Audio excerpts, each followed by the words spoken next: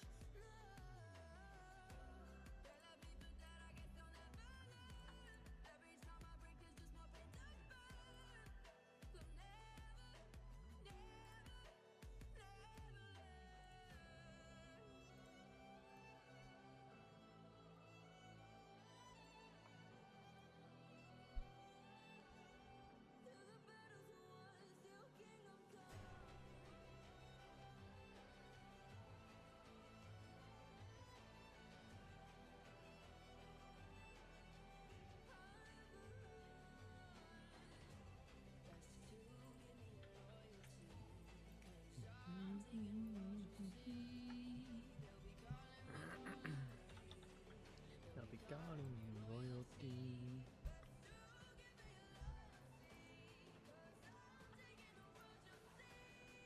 They'll be calling me.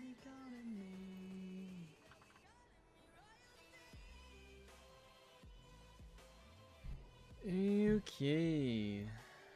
What is up?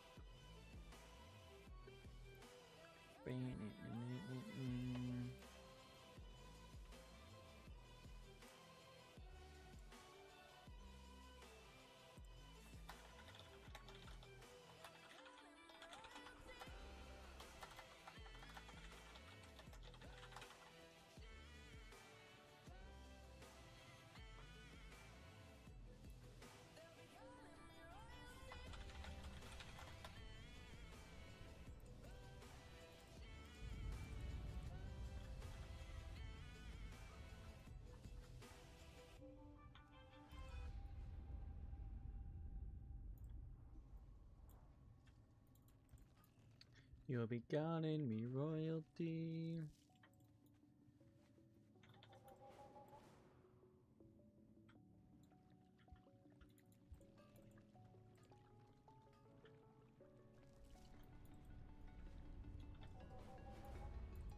I think the goal is today is I'm gonna do a bit of production, I guess, of like what I got yesterday on stream.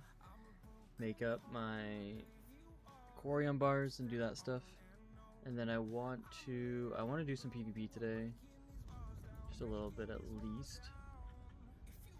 And get oops. Selfie. Oh, selfie. I need a target. And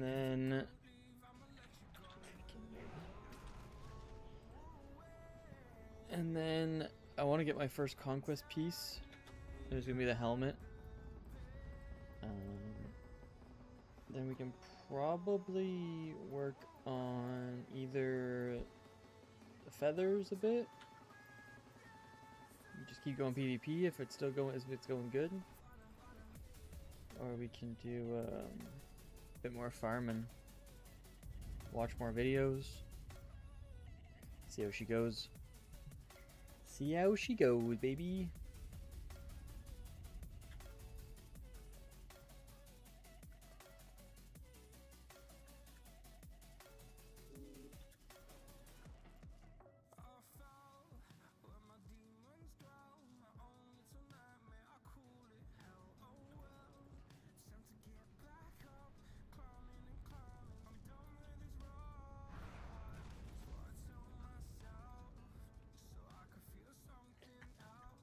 It's a bit weird streaming on a Friday.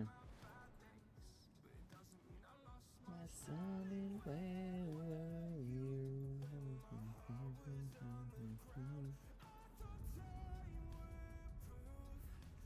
Always stick around. I can't use that item yet. Can't use that item yet. I think I need 4 more, at least. We're hoping for more, obviously, but I need at least 4, I think, to make the one item. And then I need to. I'm probably gonna need to see what I needed to make the other one on. I feel like it was either. I feel like it was water. I don't know. Let's see. Oh no, it was mites. I need 4 mites. That's what it was. What the frick? She go. Nice. Probably a few hundred gold right there.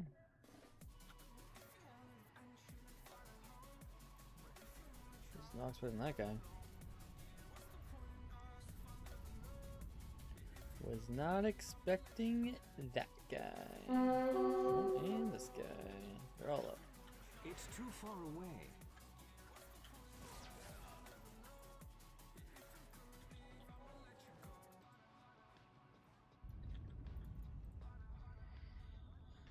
What do heck?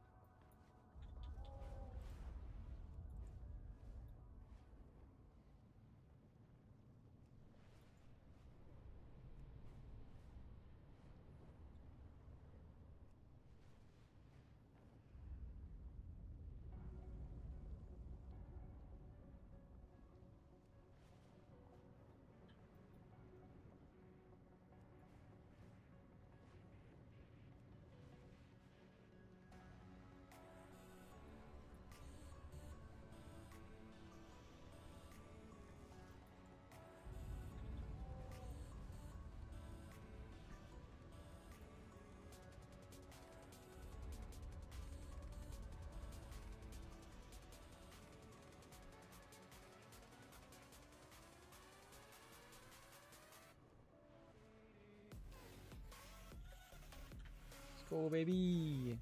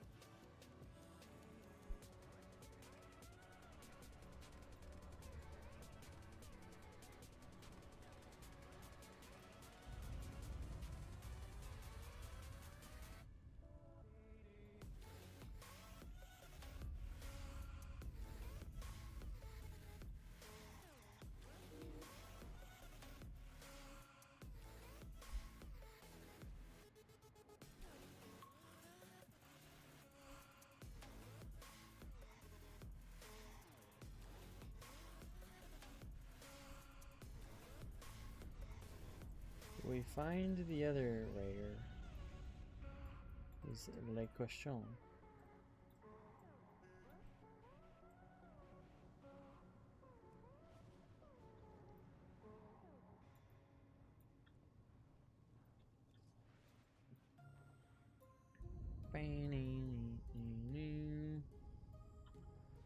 No.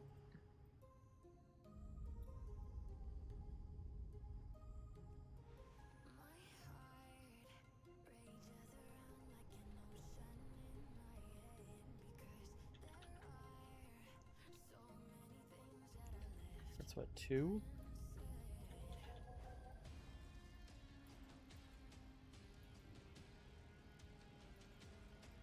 Dose and Tros.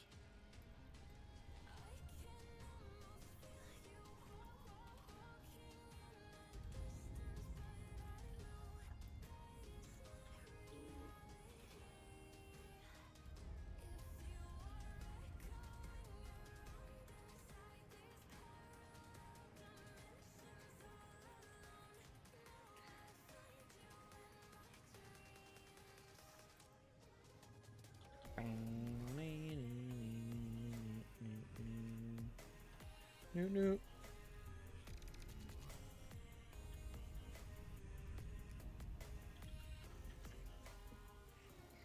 Bing bing bing bada bing bing bong.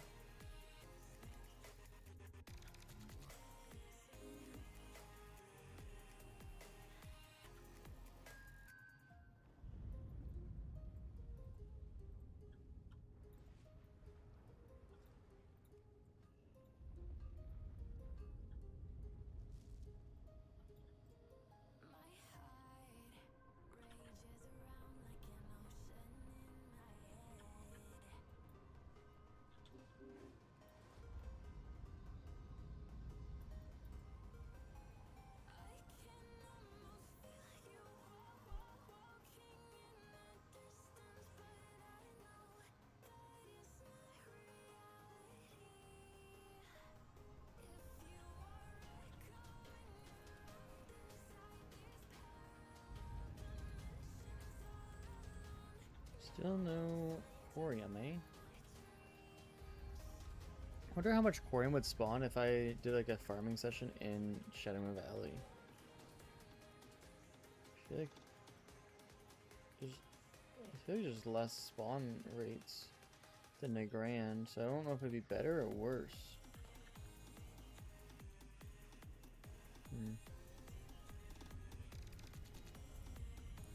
Something to probably try out once, but I just don't know if it's worth it. Like when we were doing Corium yesterday, it's pretty good in Negrand. I really like Negrand for farming it. I think it's better than other places. But it's more annoying because you have to go into caves more. There's only the one cave that's like right there. Here. Beep beep beep beep beep beep beep. What's going on? Beep beep beep beep beep beep beep beep beep beep beep beep. Meep meep.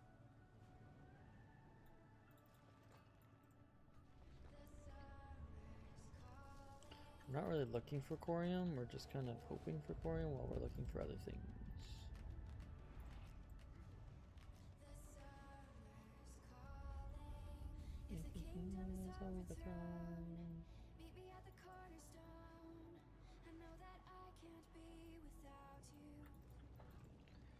We're just hoping for the best.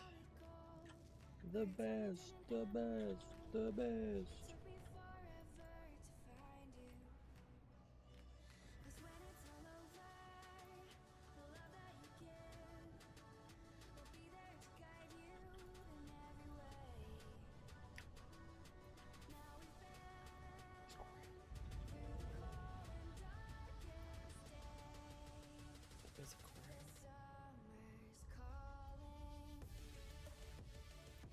I don't know if it's up top or not. I think it would have to be up top. Go, go, go, go, go, go, go.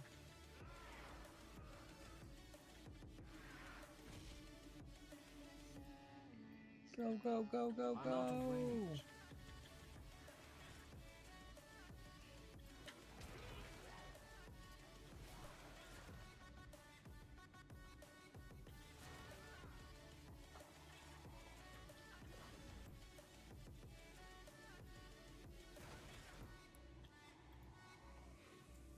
I need to get closer. I think it's a Death Forge key. It's gonna be down there.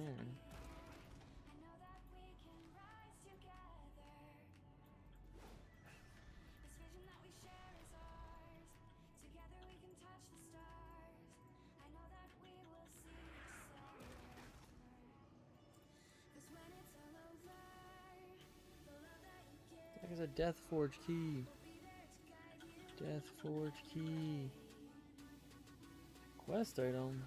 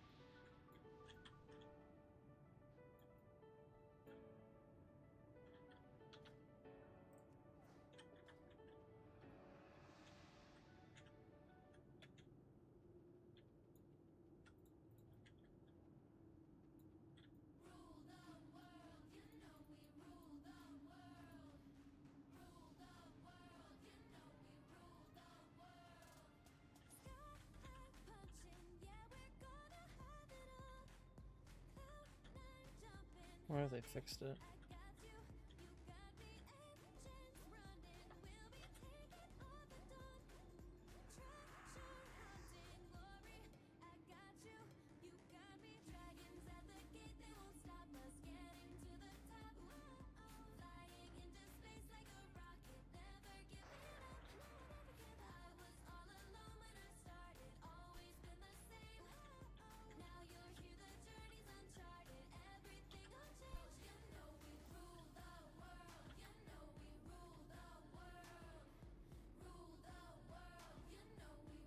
Biggest Millhouse Maelstrom. I'm gonna light you up, sweet cheeks.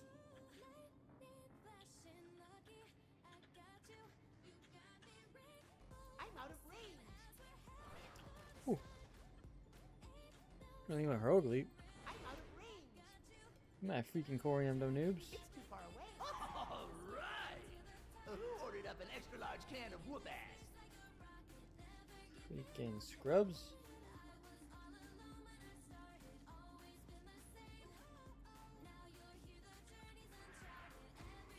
We can go, baby. I need to get closer.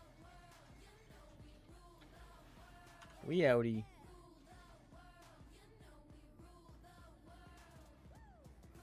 I need to get closer. Free freaking Corium right there, baby.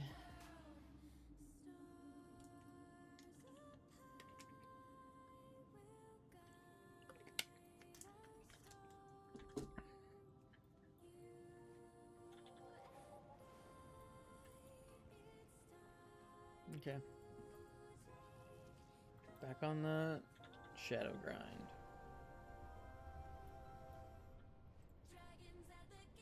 Okay, now I know how I can get through. There is a way to get through. I just gotta go to the side and I can heroic leap through. Good to know.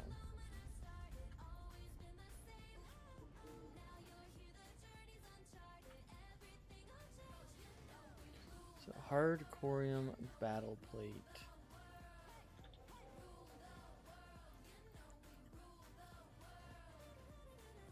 I'll probably farm a bit of this on my shaman. Not like this, but oh, I guess I can't farm this on my shaman, can I? I thought I could queue. Never mind. Never mind. I was thinking it was just mining, but it's not mining, it's the freaking engineering part.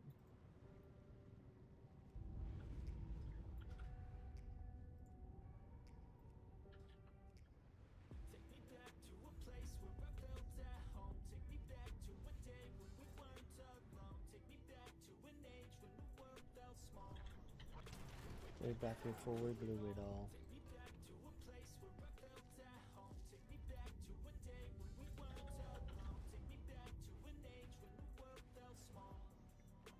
Way back and forward, blew it all.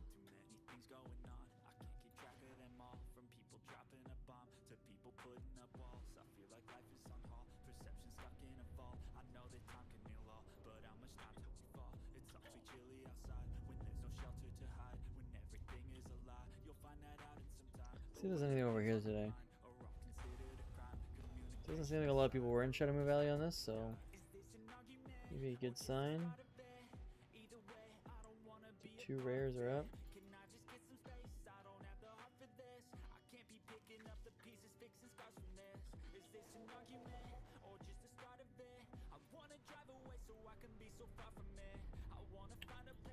So that's freaking purple. I was very excited. I was excited.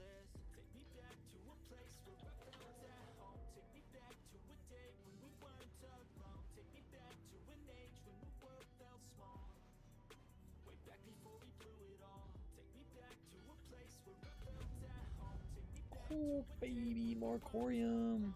Is it gonna be a good Corium day? I got a 2 and a 3. It's not very great. Less than average.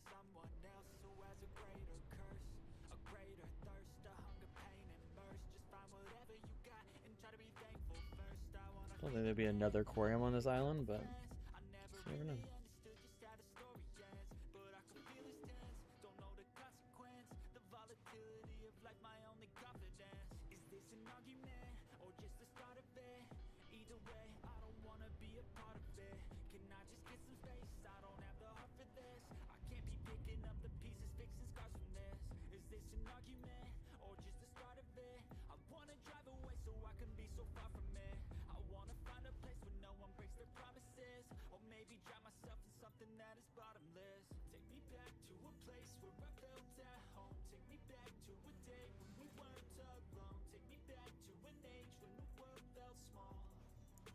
Way back before we blew it all.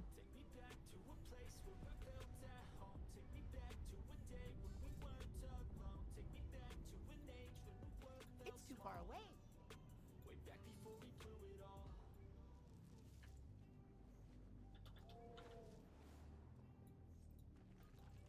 Don't do it. Don't you do it. Okay.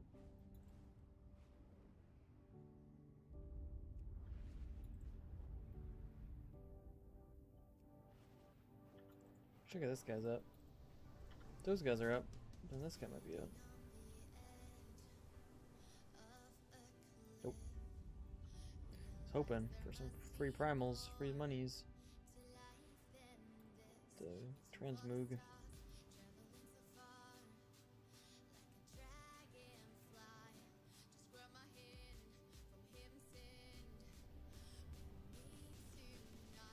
I run away.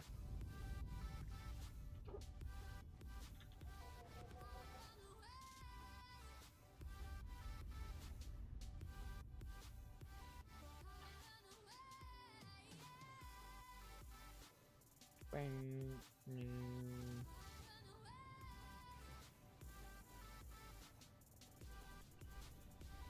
Okay. So what am I at? I'm at 3.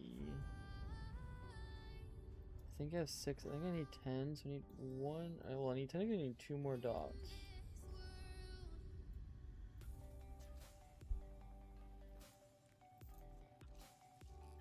Two more dotties.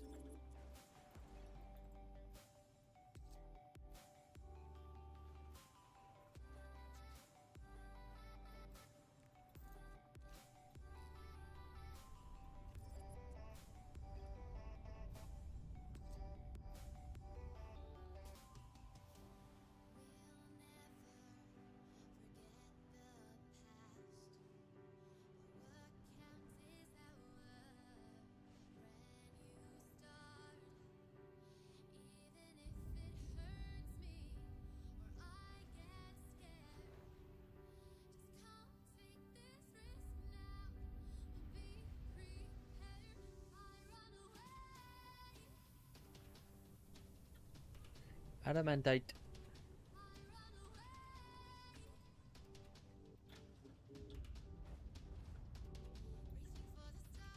I'll probably put on some lore videos to listen to while I'm gonna farm this. I do want to do some PvP. Lore videos would not be a good thing for PvP, so I would not be able to concentrate on that.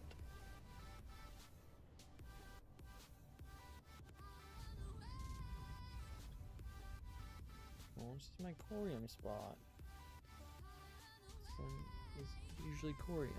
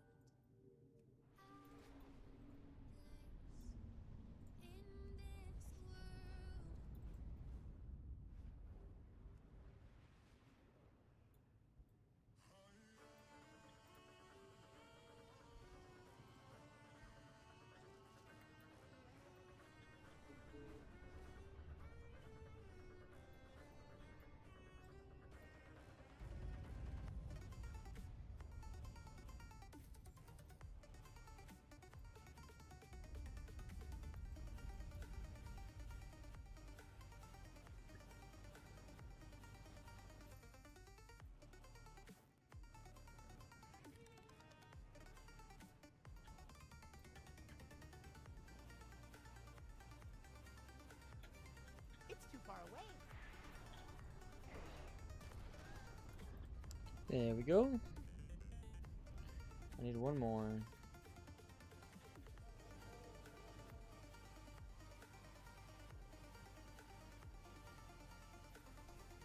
It's not ready yet.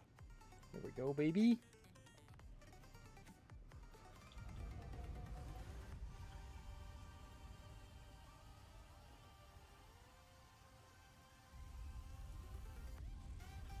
Okay. Let's head back. That's all I really needed. I could do more, but we can farm some more later if we want. We can farm some more later if we want. Okay. Question is, do I or should I put on some lore? I think we do lore for a bit, and I'll do some farming.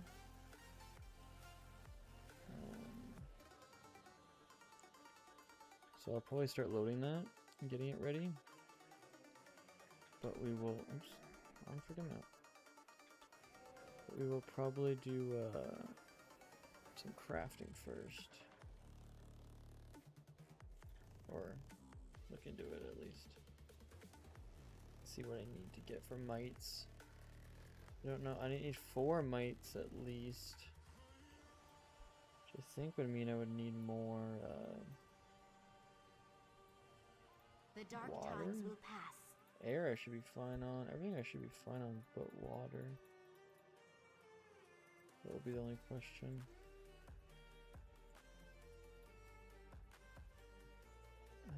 Okay. They have 1 water. Uno water. So I need to go farm some water quick. Shurelaron. Shurelaron, baby.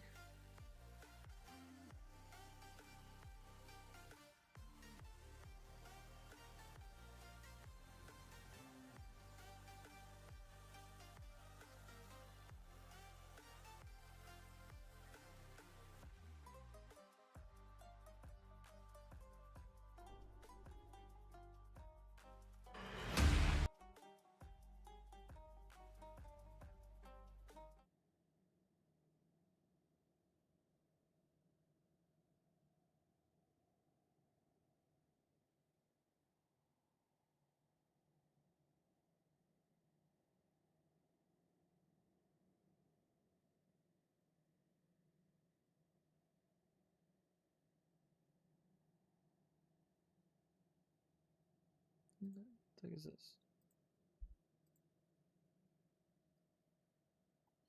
Oh, I see what's happening.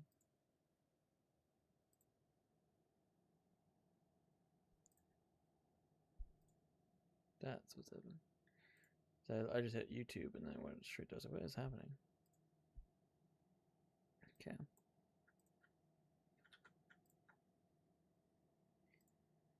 I went to my YouTube thingy, my YouTube stream.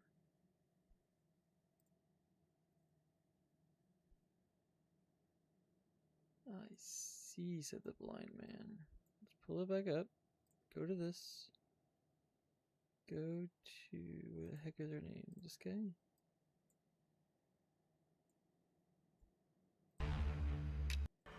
In a world. But the people, you can lose sight of it. Darkness inside you makes you feel so small. But I see your true color. Oh, it's because I don't have this. There we go.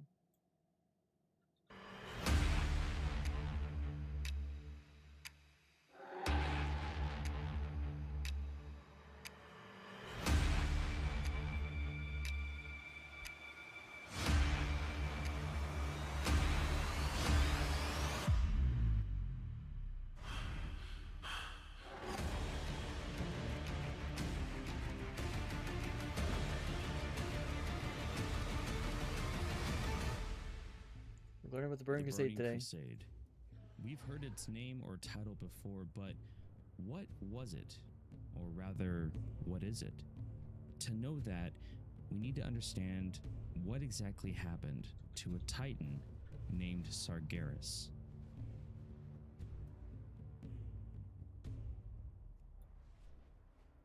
Pantheon left Azeroth in hands of the Keepers and continued their journey into the Great Beyond in search for more world souls.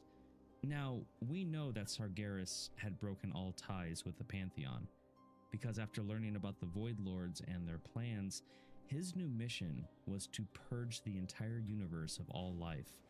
Seeing creation itself as fatally flawed, he pursued the chance for a complete restart. And this is where the Burning Crusade would begin. In order to accomplish this task, Sargeras would need a massive army. But where could one find the numbers for this war machine? Well, he already had it. Sargeras would use the countless amount of demons that he had imprisoned in the plane of banishment called Mardoom. Over time, this prison had become bloated with fell magic and vengeful demons. Even their presence warped Mardoom, transforming it into a realm of nightmares. Fell energy constantly bombarded the prison walls, bathing the captive demons in a sea of volatile magic.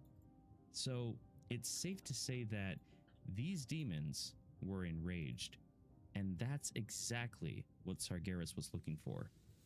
He tore the prison asunder, spilling the wrathful denizens into the great dark beyond. But by doing this, a burst of fell magic accompanied his actions, much more violent than the soon-to-be corrupted Titan had imagined. Fell energies enveloped Sargeras, surging through his veins and searing his soul.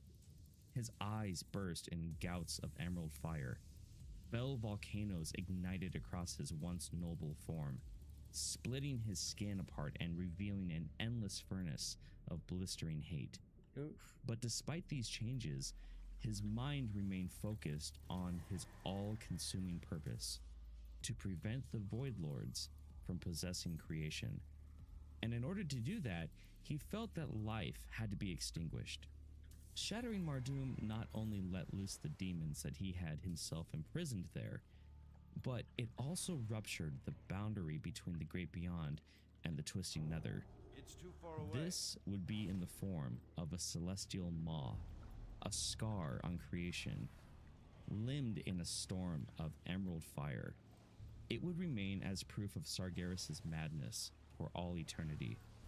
Demons of every shape poured into the physical universe from this rift, while Sargeras imbued the masses with his power, uniting them as one in an inferno of fell magic. Even though some of the demons had already tapped into the fell energies before, they had never experienced the power that was granted to them by the corrupt Titan. This was new. So new that some of the creatures grew in size and stature. But why would the demons even consider abiding by Sargeras' rules, or even choose to fight for his cause? Well, by this point, Sargeras knew a lot about the nature of demons. But more importantly, he knew how to permanently destroy their spirits. So, the pact was this: in exchange for the demons' newfound power, they would fight for Sargeras, or be extinguished. It really wasn't a difficult choice to make. And thus, Sargeras unleashed his new army, the Burning Legion. This mass force would now invade an innumerable number of worlds that populated the Great Let's Dark. go, Master. Never had the forces of evil been Welcome, united in welcome. such How's it quantity. going? And Sargeras wielded enough We're power just learning about to some make lore of disobedience TBC. all but unthinkable. Nobody was going to challenge him. But more importantly, his minions took great delight in their role as agents of extinction. The Burning Legion fell upon its first world. Even though it didn't contain a sleeping titan, it was still a world that had been ordered by the Pantheon in ages past. Similar, if not exactly the same way that Azeroth was ordered just a short while ago. Sargeras' forces incinerated the mortal civilizations that lived there, wiping out dozens of sentient species. When the Constellar that was charged to this world arrived to handle the situation, Sargeras annihilated the celestial being. Now, turning our attention to the Pantheon, Agrimar was the first to learn about the Constellar's death. As news of the Burning Legion's atrocities reached him, he hunted down the demonic army. Unfortunately, Agrimar arrived just in time to witness the Legion destroy yet another world. This would be the first time that he would see his mentor and greatest friend, Sargeras, now in his twisted and fire-wreathed form. He demanded an explanation from Sargeras, who offered none, only declaring that his burning crusade was the sole means to purify the universe, and that anyone who stood against him would burn in the fires of his legion as well. Needless to say, this conversation didn't last long. Agramar quickly knew that nothing was going to sway Sargeras to abandon his cause, so he challenged his former mentor to single combat. And thus, the two greatest warriors the universe had ever known came to blows. Agramar was outmatched. Like all Titans, he was uniquely susceptible to fell magic, and Sargeras' assaults shattered Agramar's defenses. In a final desperate counterattack, Agramar summoned all the power at his command and struck at Sargeras. Their two blades met, igniting an explosion of fell and arcane power, leading to both of their weapons becoming shattered. Retreating from the battle, Agramar returned to the Pantheon. This belief gripped the other Titans as they learned what had happened. Knowing that Sargeras had fallen to darkness shook their faith to the core. Not knowing how to stop this new threat, the Pantheon acknowledged that they could not sit idle, and decided that action was needed. Geared for war, How is the it, like, Pantheon confronted Sargeras The and his Pantheon army can't kill near the Sargeras, but world we of freaking Nihilum. imprison him and like Illidan's Amanthul called out to watching Sargeras, over him. one final plea I think to that makes abandon sense. this burning crusade.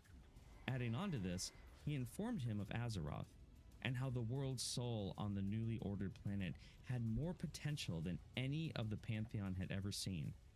A Titan strong enough to defeat the Void Lords in due time. Even though Sargeras listened carefully, he still wasn't moved. Despite his earlier battle with Sargeras, Agramar still believed that something noble was still lingering deep in the former champion's heart. Laying down his arms, he approached the fallen Titan and recounted the tales of their glorious battles against demons, reminding Sargeras of the sacred oath they had sworn to protect creation. Set in his ways, Sargeras dismissed anything the Pantheon said. With a howl of rage and sorrow, Sargeras struck Agramar down, nearly cleaving the Titan in two. Infuriated by this murder, the Pantheon Agramar launched an died? all-out Didn't we assault kill him in on the Legion? Sargeras and his burning legion. Stars withered and died as the battle raged across the cosmos. So grand was this fight that it's almost unfathomable for the human mind. Nihilum, known thereafter as the Doom World, became warped and twisted by the conflict. And despite the Pantheon's powers, they still could not overcome Sargeras' fell-fueled might. The fallen Titan decimated the Pantheon members with fell fire, until they had lost their will to continue combating. And to seal their demise, Sargeras summoned a massive fell storm that would consume not only their bodies, but their souls alike. Just as the furious onslaught of energy washed over the defeated Titans, Norgannon made one last attempt to stave off oblivion. He bent the raw energies of the universe to his will, creating protective shrouds around the spirits of the Pantheon Shroud? members, launching them into the Great Dark.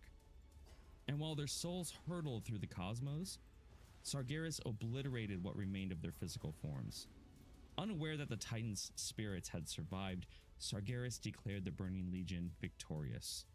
The Pantheon was no more, and he now had some small knowledge of this new world called Azeroth. Not knowing its location, and with the Pantheon no longer in his way, he knew that it would only be a matter of time before he would find it. And more importantly, he knew that he had to find it before the Void Lords did. With the Burning Legion triumphant over the Pantheon, Sargeras moved to rally even more demons to his cause. The fight with the Pantheon exposed a flaw in his army, one that he needed to remedy quickly. Even though Sargeras was powerful beyond all reason, he couldn't direct his entire army at once. Demons were vicious and bloodthirsty, but most lacked strategic thinking. the Legion had needlessly lost many of their ranks to the Pantheon.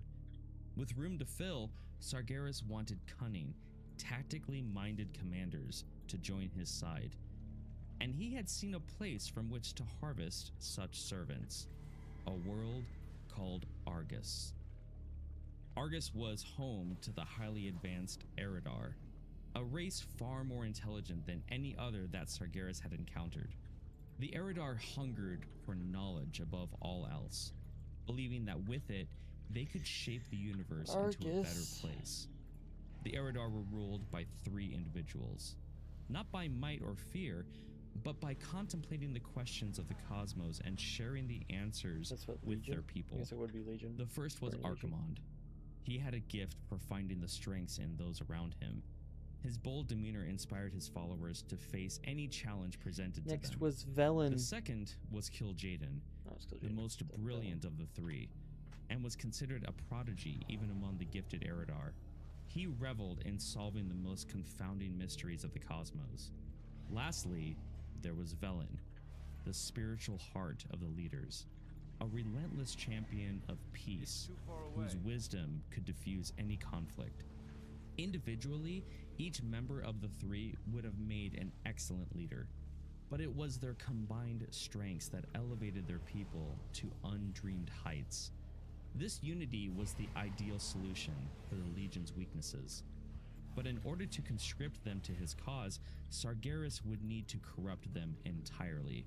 So, he played to their desires, knowledge, promising them that and unimaginable power. Have you He done showed any them Mythic worlds Max beyond plus count 81? that they might I hold don't. dominion. I don't do Primitive Mythic places pluses. that the Eridar could transform I'm just trying to into collect. I'm trying to sanctuaries hunt for of the game, peace bro. and intellectual thought. Sargeras vowed to share with the Eridar Trying to get not every only single the item. most obscure secrets of existence, but also the final answer to what he believed was the fundamental flaw in creation.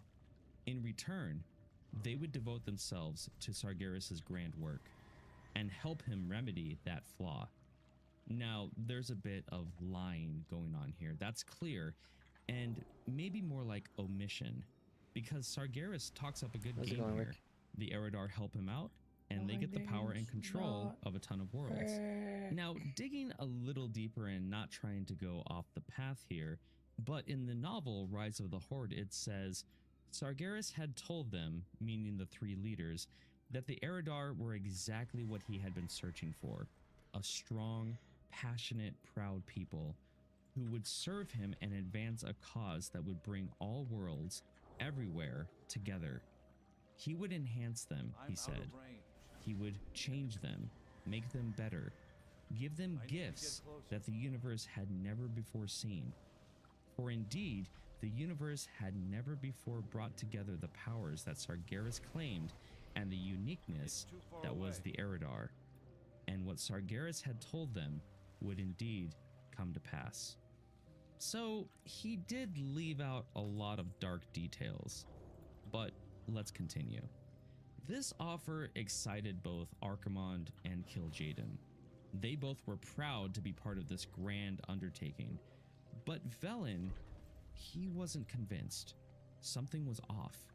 Sargeras gave off a strange feeling that Velen couldn't shake, Vibes out. and he would later be right to Vibes follow off. his instincts I'm out. about him. Where's the So, map? Velen began meditating, using an ancient artifact gifted to his race by the Naru long before his time. The staff? This item was called the Atamal Crystal. Through this enchanted relic, Velen received a horrific vision of the Eridar's future if they sided with Sargeras. They Oh, would this thing definitely on be the- changed, as the corrupt Titan said, in his hand. changed into horribly disfigured demonic beings of pure evil. Velen warned the other 2 of what he saw, but Archimond and Kil'jaeden made it clear that they intended to accept Sargeras' offer.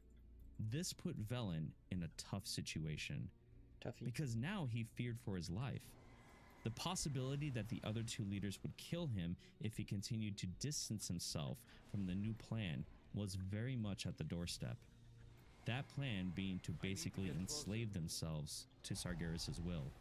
So, in order to stay alive, he faked his acceptance to the whole thing, gave the other 2 the thumbs up and assured them that he was all in. But now, he feared the fate of his people. And in that moment of desperation, one of the Naru, Kyurei, contacted the Eridar leader and offered to shepherd him and his closest allies to safety. Filled with hope, Velen sought out other Eridar whom he believed he could trust. As Sargeras arrived on Argus to corrupt the unsuspecting Eridar, Velen and his followers made their daring escape. That They freaking big gathered ship. aboard a massive Naru dimensional fortress Yeah, that thing. known as the Genadar, Mhm. abandoning their homeland forever. From that day on, Velen and his followers would be known as the Draenei, or Exiled Ones. Their escape would set Kil'jaeden into an unstoppable rage, vowing never to stop hunting them. Back on Argus, Sargeras bent remaining Eridar to his will. Fell energy surged through the minds of the world's inhabitants, drowning out their ability to reason. The Fel twisted their forms, producing what would only be known as the resemblance of demons. So if you've ever wondered why you've seen Draenei-looking characters with demonic red skin, well, now you know. From here, the Eridar settled into the Burning Legion as commanders. Kil'jaeden and Archimonde would stand as the most gifted and powerful among them. Sargeras molded Kil'jaeden's innate cunning and intellect to suit the Legion's designs. He would be known thereafter as the Deceiver, and would be used to beguile the mortal civilizations of the physical universe. If you're talking about my level, Thus, I have setting level them on a 90. path I'm rereading your transform message. and become one didn't know with the if I Burning understood. Legion. Archimonde was used have to level motivate 90s, and if that's what you're strengthen the asking. Burning Crusade, and would be known henceforth as the Defiler. He would use his powerful will to drive the demonic masses to acts of extreme violence and barbarism, making all those who served under him weapons of annihilation. Under the Eridar leadership, the Burning Legion swelled with new demonic races, both from the Twisting Nether and other worlds from the Great Dark. Pit Lords would be conscripted to serve as living siege engines. The Moarg became the Legion's armorers. Succubi infiltrated prospective worlds to gather intel about their civilizations. The Doomguard fought as the Legion's shock troops, and the Shavara became the Legion's mystics and advisors. All of these creatures fostered a fanatical loyalty to Sargeras, as well as bolstered the might of the Burning Legion. Pleased with his forces, Sargeras launched the demons into the Great Dark, renewing his burning crusade against life. In the ages to come, the Legion would scour countless other worlds and civilizations from existence. But let's go back a bit and talk about what happened to the Pantheon's souls that were saved. The eternal While the Legion sun was guides using the us. Great Dark as their personal playground, the last embers of the Pantheon's power clung to life. Norgannon's last-ditch effort spell worked in saving their souls when Sargeras destroyed their physical forms. And these disembodied Titan spirits hurtled through the Great Dark, straight towards the world of Azeroth and its keepers. There, the Pantheon hoped they could locate physical forms to inhabit. If they couldn't, the Titans feared that their weakened spirits would soon fade into oblivion. We will Once have they reached Azeroth, the depleted spirits have one-of-a-kind slammed into the items. Keepers, who were immediately overwhelmed as the Titans' Hold your powers head high. flared in their minds. In a brief moment, the Keepers would witness fragmented memories of distant worlds, lifetimes never lived, wonders never seen, and just like that, the vision dimmed. Retaining their original personalities, the Keepers puzzled over the strange phenomenon. They clearly knew that they had been gifted with a portion of the Pantheon's power, but were unaware that the last remnants of their beloved makers had been infused in their very bodies.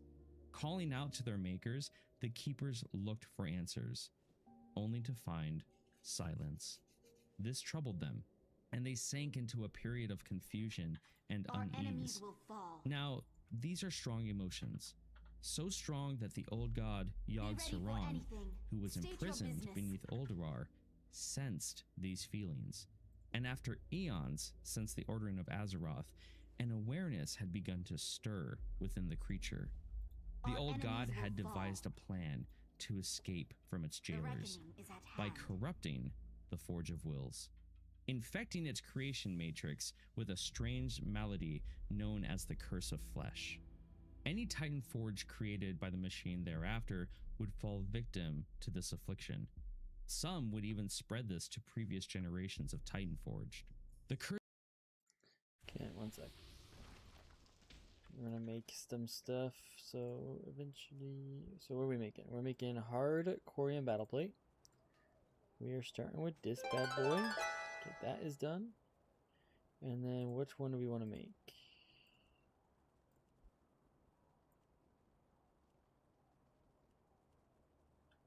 Doesn't really matter.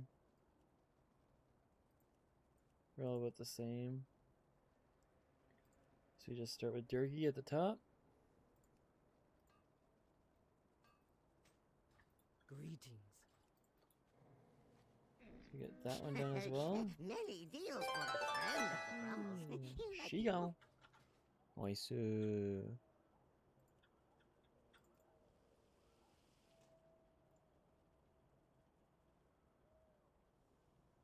Curse of Flesh would transform a Okay. number of servants into beings made of flesh and blood, beings that Yogg Saron could kill. In order for this to work, Loken, one of the keepers, Loken. would need to be used. He had been the most troubled by the Pantheon's silence. His emotions ran high, and that's when Yogg Saron infiltrated his mind through fevered dreams, stoking the cold fires of his despair. Yet, even in his disturbed state, The eternal Loken sun resisted the guides us. whisperings in his Loken. mind. But regardless, his downfall was imminent.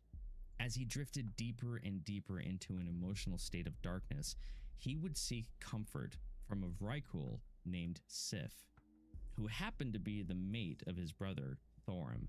He met with her in private, telling Sif of his darkest fears. I'll probably put like In time, 500 on that. the two blossomed a forbidden love for each other. This is all that Yogg Saron needed. The old god latched onto Loken's love for Sif and twisted it into a dangerous obsession, which in the end quickly soured the Shirelleron. Didn't even relationship. matter. Due to his compulsive behavior, as he talked about openly professing their love for each other, Like your computer Sif with would the gas, the oppose the LGBT idea lights, of having whatever you that call knowledge them. out in the open. Yeah, maybe. She knew that if Thorim found out about their affair, Maybe. it would shatter him to the core. Ultimately, Sif broke off all ties with Loken, and the thought of Loken? losing her drove him to We're madness. at 3 In a Corian fit bars. of anger and jealousy, he lashed out and killed her. Got him. Racked by guilt, he couldn't bring himself to tell Thorim what had Do happened. a few. So he scrambled for a way to cover up her death. And that's when her spirit appeared before him. Surprisingly, she forgave him and warned him that he should act quickly before Thorim learned the truth. Because if he were to find out, the Titan Not Forge even- would turn to civil war. And every pledge that Yeah. Loken had made to the Pantheon would I'm be just broken. listening. This didn't sit well with him. Something What's up? was How's off it going? about Sif's spirit. It was devious, a trait that he never saw in her while she was alive. But regardless of how dark the feeling was, he pushed his doubts away due to his fear, which was clouding his judgment. So, guided by Sif's spirit, Loken dragged Random her epic body first. into the frozen Interesting. wastes of the Storm This Peaks, freaking one. then informed Thorim about his wife's demise, convincing him that Arngrim, king of the ice giants, was to blame. This led Thorim slaying Arngrim and many of his followers, and sparked a war between Thorim's storm giants and Arngrim's ice giants. All the while, Sif's spirit continued aiding Loken as the conflict raged. Her guidance became more and more extreme, but Loken pushed forward anyways. This is when she convinced him to build an army of his own using the Forge of Wills. An army large enough to protect Uldurar from the threat of the giants. Adding to this, he was convinced to chastise his brother Thorim for even starting this war, and used Sif as a tool. Watching you play, so I stating gather that she would look upon courage him to in renew my shame for subscription. what he had That's the done thing in is her once name. you get like This into would it, you throw get reeled Thorim back into a in. deep It's a very good depression, game. How are you? I'm one pretty that good. would push Doing him pretty to good. abandon Uldurar and Doing pretty languish good. in solitude. Just trying to With farm Thorn some. gone, I'm trying to Loki 100% the used his game, newly created so army to I'm overthrow the giants, 93% done thus BC. ending the conflict. All those The who still resisted ending were locked away in stasis It's kind of like chambers. PvP stuff I But need to during the get. time So as that's what I'm these farming right battles now. were happening, Loken noticed that his newly created warriors carried some sort of dark affliction upon their spirits. As he reached out to Sif for clarification, he would receive no response. She had gone quiet, leading Loken to realize that her spirit never existed, and that it was an illusion created by Yogg-Saron. Though Loken had not known it, this false spirit had tainted the Forge of Wills while the Keeper was creating his army. The curse of flesh had taken hold in the machine's creation matrix. Loken had been played and used as a pawn. This discovery shattered Loken's heart, and he would become obsessed with keeping his transgressions a secret, even if it meant embracing the power of Yogg-Saron. With such might at his command, he felt confident that he could defeat the remaining keepers and destroy all evidence of his wrongdoing. Now, in order to defeat the other keepers, Loken would first need to silence Odin. He had the Valajar, which would be a rather difficult obstacle to overcome if attacked head-on. So, he thought of another avenue of approach. He would use Helya and her bitterness towards Odin for making her the way she was, promising her that he would break the chains of servitude that bound her to Odin's will. In exchange, she would seal off the Halls of Valor from the world forever. This would transfer the role of caretaker of all the Vrykul spirits to Helya. Now, this wasn't very difficult for her to agree with. But how is it that Loken could simply break her bond with Odin? Chronicles doesn't say. Maybe there's some text elsewhere that talks about his ability to do so. But still, he did it. And Helya called on the same powers that she used to secure the elemental plane ages ago, and bent the latent arcane energies swirling around Azeroth to her command, thus sealing off the Halls of Valor and those who dwelt within.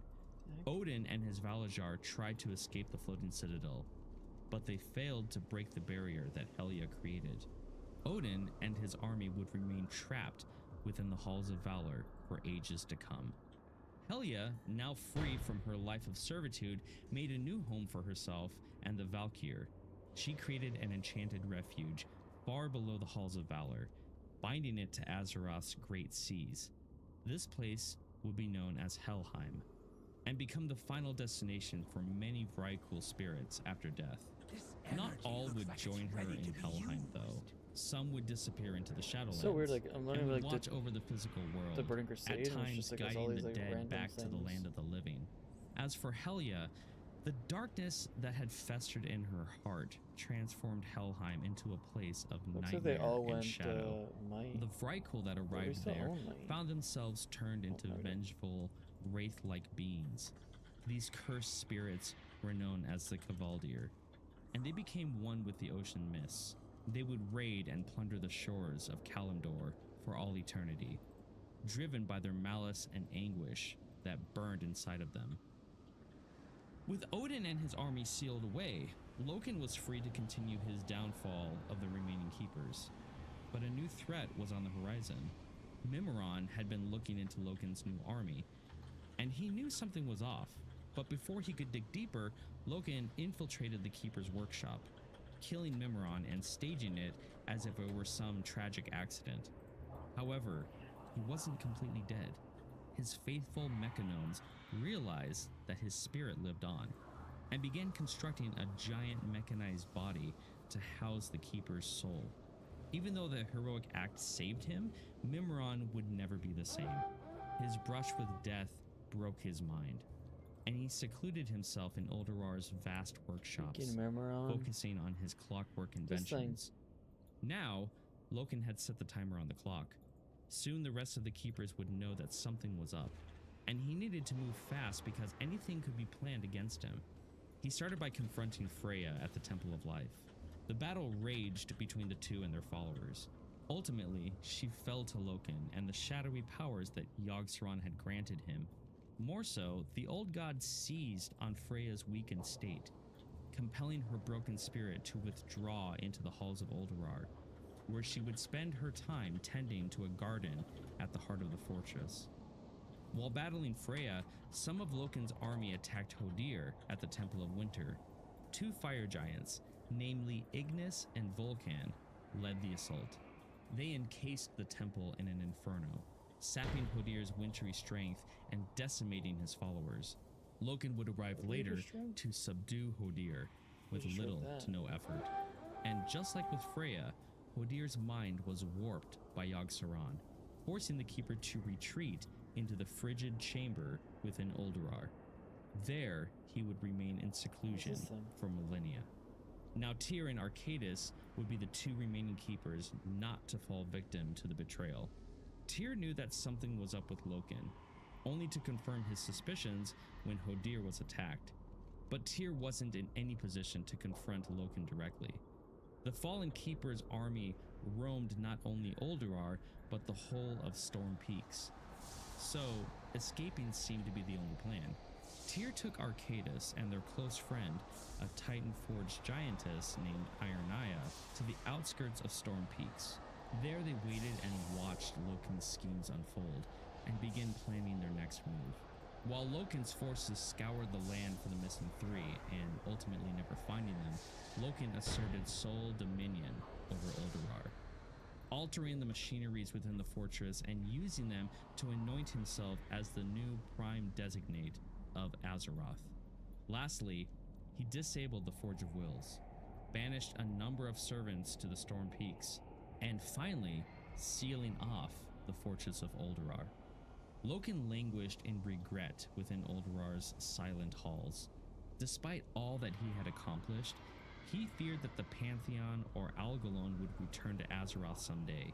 If that were to happen, they would know the events that took place in their absence, thus punishing Loken for his crimes, when in all reality, the greatest threat was beneath Loken's feet all along. No longer under the watchful eyes of Uldurar's jailers, Yogg-Saron began to stir, working to free itself from its impregnable prison. But what about Ra? We know that he remained in the south after the construction of Ahn'Qiraj.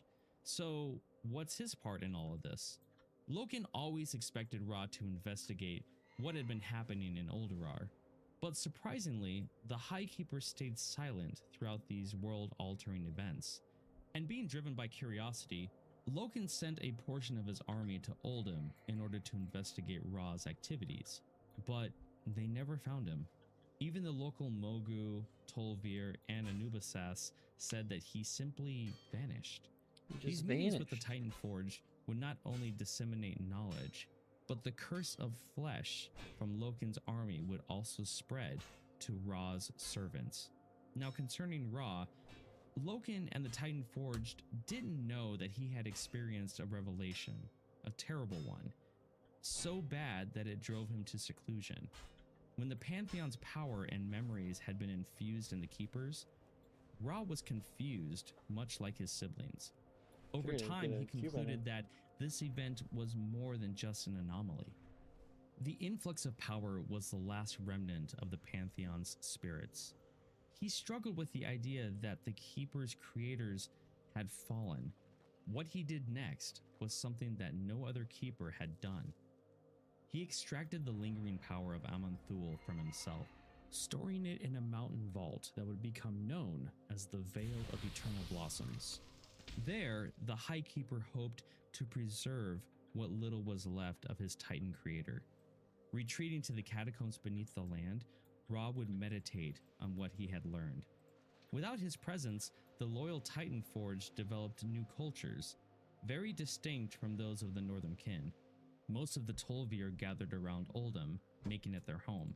The Anubisas continued their charge to watch over the prison of Cthulhu, and the Mogu remained in the east, guarding the vaults and machineries buried beneath the earth. This guy's name sounds familiar. For ages after Loken's betrayal, the exiled Titan Forge from Uldurar spread across northern Kalimdor. Giants made their way into the mountains and seas, disappearing from sight. The earthen tunneled into the deep places of the world, battling for dominance against misshapen creatures known as the Trogs. But where did they come from? Well, following the war with the old gods, the Keepers created them using the Forge of Wills, obviously, and these Titan Forge were their first design. Not perfect. They were actually a bit too complex and overambitious. The refined version of their next Titan Forge would be the Earthen, and the Keepers were troubled by the Trogs. They were savages, but still, they didn't have the heart to destroy them. So Ironaya built a small subterranean vault called Oldemon. I got mail. One second. It would act as a stasis chamber for the Trogs. Some escaped imprisonment and wandered the world. Others even found their way into Deepholm. So it is important to mention them specifically because of Oldemon and the importance that happens there. Now, back to the other Titan Forged, the Vrykul. Those that remained above ground congregated into small clans. Some factions wandered as nomads. Others established dwellings across the region. For the most part, a sort of peace existed between the different groups of Titan Forged. But as suspected, this wouldn't last for long. In time, two of Loken's creations, the fire giants Vulcan and Ignis, moved to assert dominion over the lands. They saw storm peaks surrounding Olduar as a land ready for conquest. But in order to seize it, they needed an army. So they turned to the fierce Winterscorn clan of the Vrykul. While many Vrykul were naturally warlike, most avoided direct confrontation with each other. But the Winterscorn proved to be an exception. They had developed a culture of violence and aggression, mainly due to the idea that they would ascend to the halls of valor one day. No matter who it was, they thrived on conflict. Vulcan and Ignis took control of the Winterscorn by force and stoked the fires of their battle lust. They even equipped the Vrykul with enchanted armor and weapons to shatter the iron and stone skin of the other Titan Forged. And just as they began their journey of conquest, anomalies began to show in the Vrykul. Their metallic skin became brittle and weak. These were the first symptoms from the curse of flesh. But this didn't stop Vulcan and Ignis. To supplement, they created molten golems and iron constructs of their own design. So now, the army marched. First against the Earthen, who were completely unprepared. It was a massacre. Some of the Earthen escaped, fleeing and searching for help from Tyr, Arcadis, and Ironaya, who had thus far eluded Loken's wrath. Learning what had happened, Tyr and his companions immediately journeyed to the Earthen's home. A series of battles ensued, with Tyr leading the Earthen against the Winterscorn, while Arcadis and Ironaya constructed defenses to ward off future attacks. In time, the Winterscorn were driven back. This didn't mean defeat for Vulcan and Ignis. They doubled down, creating enchanted snares to enslave entire flights of proto-dragons, and it would serve not as mounts, but as beasts of war. Now, they were back at it again. The Winterscorn's next brutal assault shattered the Earthen's defenses and drove them from their refuge. Scattered across the mountain passes, the Earthen were hunted by Vrykul and golems, while the proto-dragons attacked from the skies. Even Tyr, Arcadis, and Ironaya were forced to flee. Knowing that they could not defeat the Winterscorn alone, Tyr called upon the 5 dragon aspects to help. Seeing the slain Titan Forged and enslaved proto-dragons set them into a rage, and without hesitation, they unleashed their power onto the Winterscorn ranks. Like they had done with Galakron, the aspects worked together in unison. Alexstrasza held the Winterscorn at bay with towering walls of fire. Malygos drained the magical essence that fueled the constructs and golems, rendering them useless. He also shattered the enchanted snares that enslaved the proto-dragons, thus setting them free. Neltharion raised mountains to contain the Vrykul and their giant masters. And lastly, Ysera and Nozdormu combined their powers to create a spell that would bring an end to the conflict. They enveloped the Winterscorn in a mist that caused the Titan Forged to fall asleep. Then, the Vrykul were locked away in tombed cities across northern Kalimdor. This wasn't a peaceful sleep of the Emerald Dream, rather an unconscious slumber that would last for thousands upon thousands of years. In the millennia to come, the curse of flesh would continue to progress, and when the Winterscorn awoke, almost every one of them would discover that they had degenerated into mortal creatures of flesh and blood. With the Winterscorn defeated, Tyr looked to deal with Loken. As long as Ulduar remained sealed off and the Titan Forged were divided, conflicts would continue to sprout.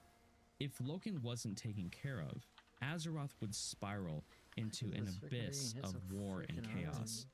But overthrowing Loken wasn't an overnight event. No, this would take years of preparation. The three, that being Tyr, Arcadis, and Ironaya, concluded that they needed to gather intelligence on Loken and what he was doing. So, they decided to steal something that would tell them everything they needed to know, the Dis of Norgannon.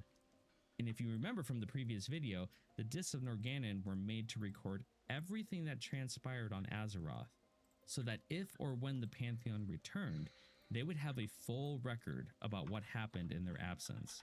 And if that's the case, a recording of everything with Loken and his betrayal would be there. At the time, the Dis were located at the heart of Ulduar, and if there was any hope of undoing the damage that Loken had caused, it would be through careful study of his actions. So, a plan was set, or rather a ruse to claim the Dis. Tyr traveled to the gates of Ulduar, called on Loken to relinquish control of the fortress for the good of Azeroth, threatening dire consequences if he refused. Then, Loken arrived. The two began to argue, exactly as Tyr had hoped. While Loken was distracted, Arcadis and Ironaya infiltrated Ulduar and stole the Dis of Norgannon.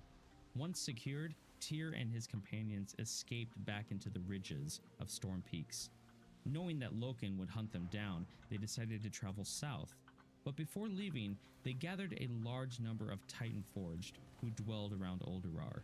A large group of Vrykul that were afflicted with the curse of flesh, most of the surviving Earthen, and even a portion of the Mechanomes. Now, do you see where this is going? If not, we'll get there soon enough. The three saw these Titan Forged as innocent victims of Loken's shenanigans, so they promised them a sanctuary before liberating Ulduar. The refugees traveled for many weeks, believing they had escaped Loken's control. But when Loken learned that the Dis of Norgannon were taken, panic set in.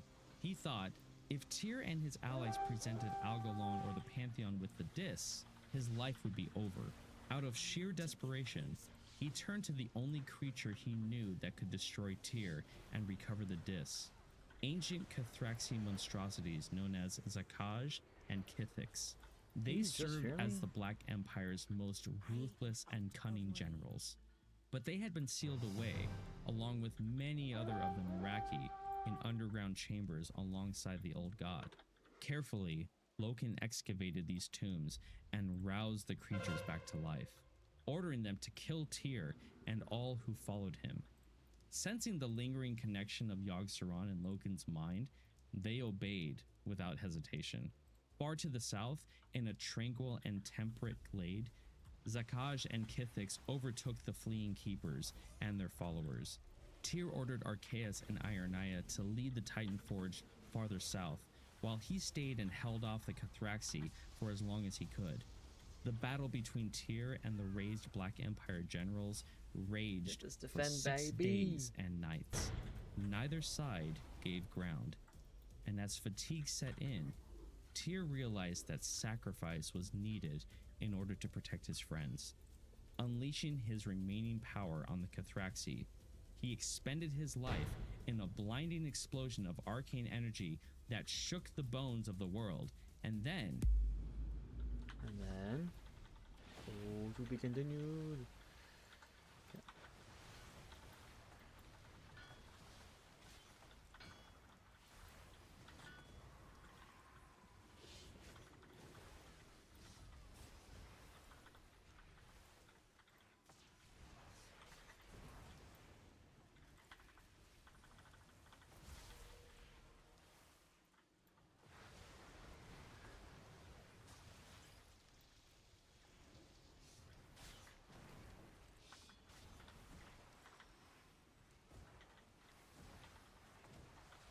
Some freaking music on.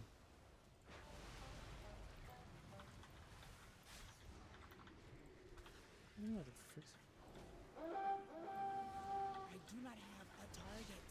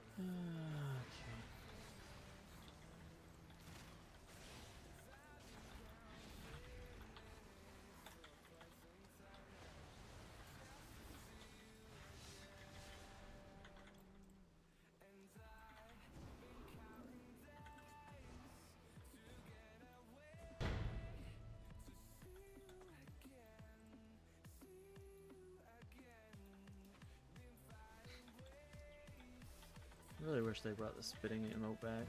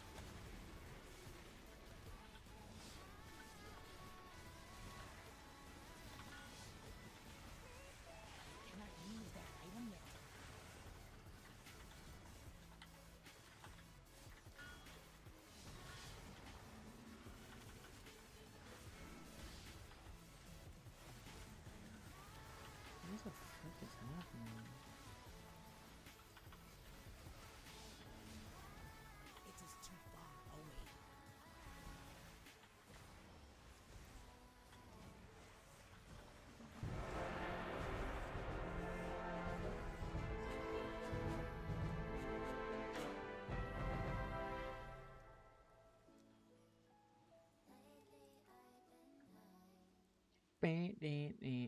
Okay, let's do some like actual PvP.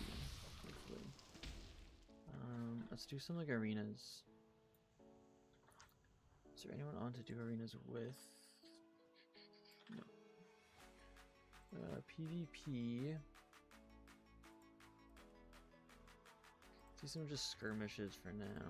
Am I still in training grounds? Leave that one and just go arenas. I do want to get the achievement on that 2 more until I get that achievement. Be invincible.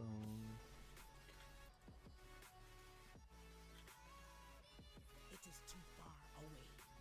Do some mining in the meantime. Ooh, that's fast. Oh, Alterac Valley. I was gonna say, is that stupid new one again? That new one like 5 times.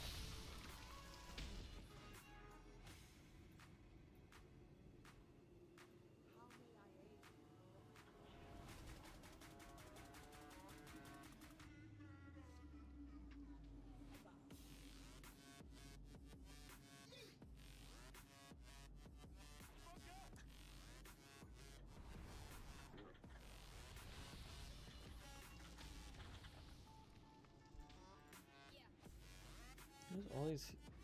Why does this healer get such low health? Oh my gosh. Another 60 pieces.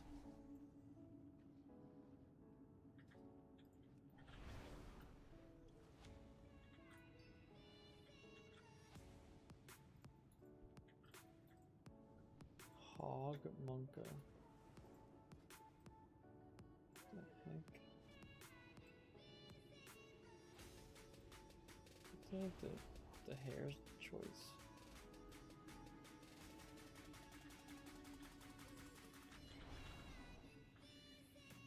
I think that I'm invisible. Okay, so we're hoping for a win, and then we can get a new helmet. There's a rack of ribs somewhere right there, baby. A lot of freaking druids on.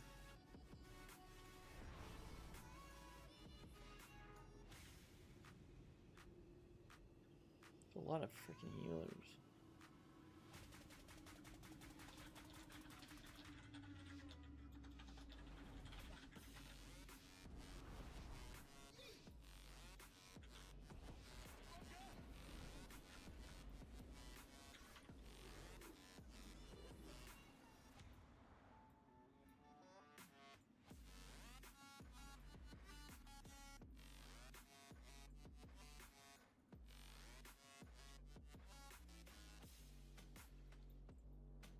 I wish they made Alterac Valley like real again. Like no one's ever. I don't think I've seen anyone kill like the main 2 guys in like multiple expansions.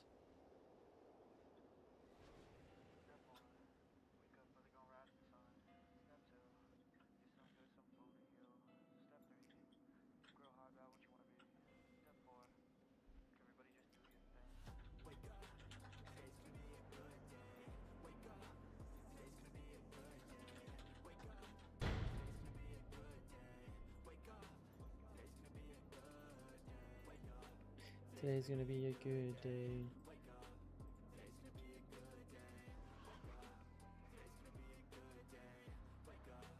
Today's gonna be a good day. Set your affirmations, aspirations. I got shit to do, the aftermath of preparation. Good food, good mood, blood in circulation.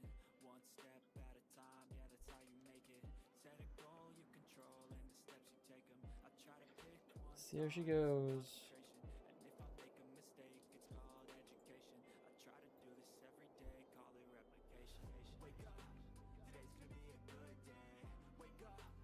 Today's gonna be a good day.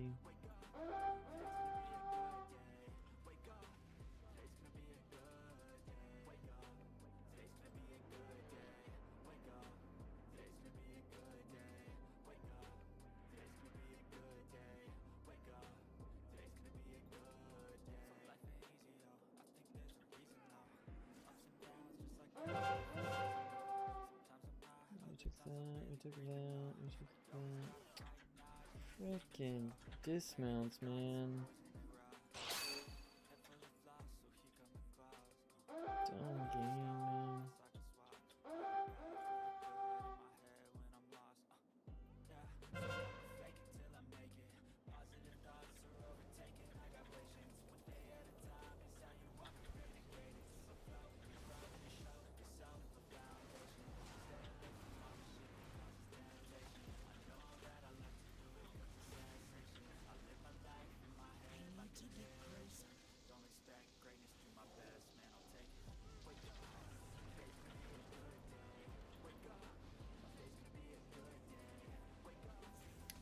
Stupid pets off me.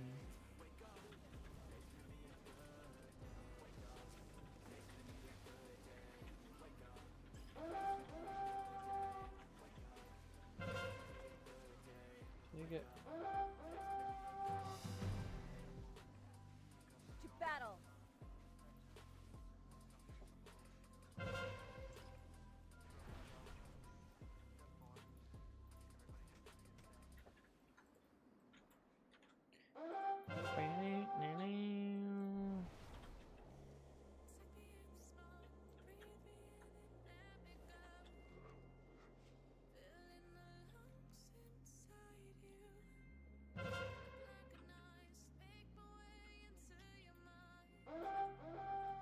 You got this.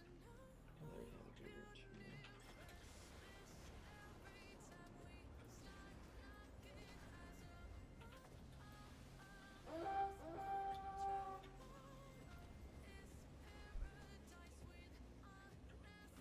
I mean, we have the we got the towers first.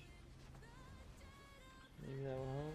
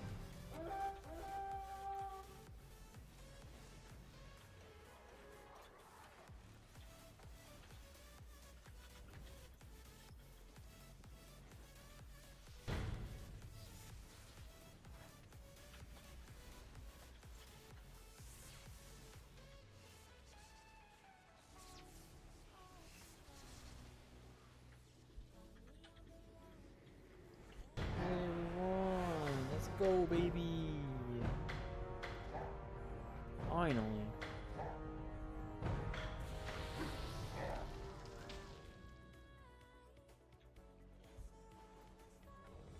Oh, skirm coming up. At 51 thingies, I can get almost 2 more. So I'll be at 61. I can probably push for 80 points today.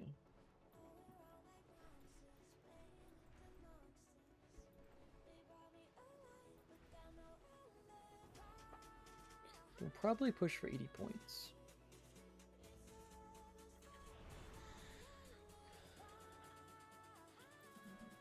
We got freaking low health.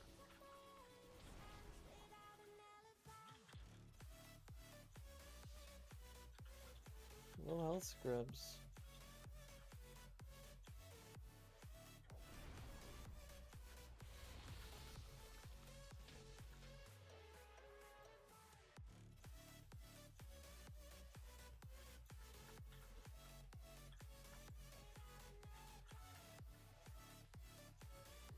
Is that new spec? It's Havoc. Interesting, interesting, interesting. It's because like not just do the Havoc talent. Why do they have such low health? I guess they have the old gear, is that one? They don't have a lot of old gear. They have a lot of new gear. Interesting.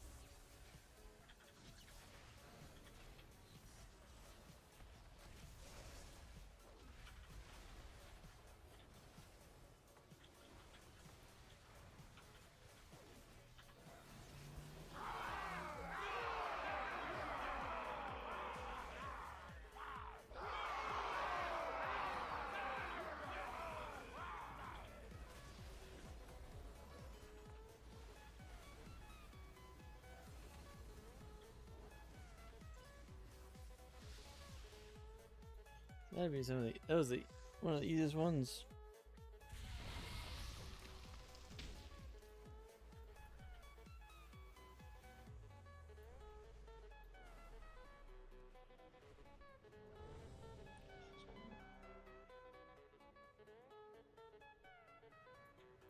Oh baby! A fat find right there, baby. Is that skirm? Is that? Oh no, it's probably.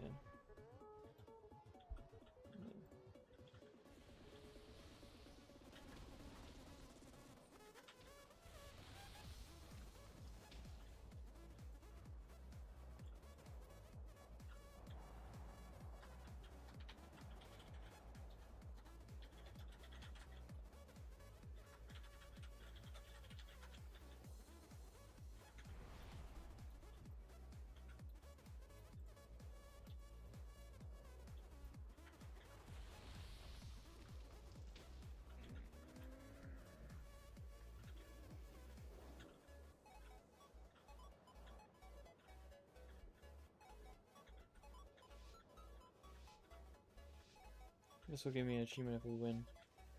Actually, I don't even know if it's a win or just participate. Might even just be participate.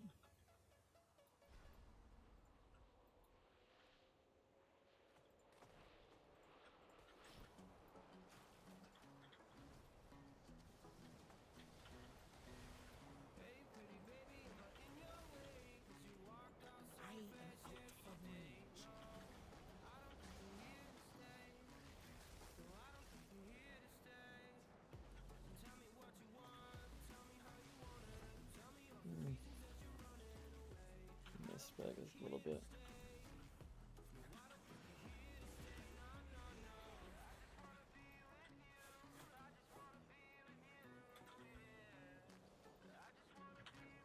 Okay, hopefully.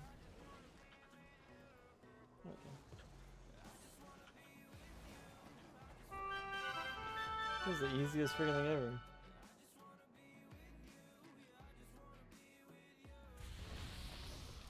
I just wanna be human. Was it win or participate? Yeah, win.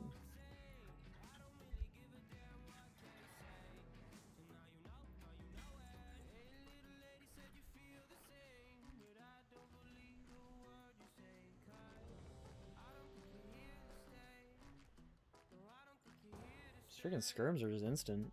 Not skirms, the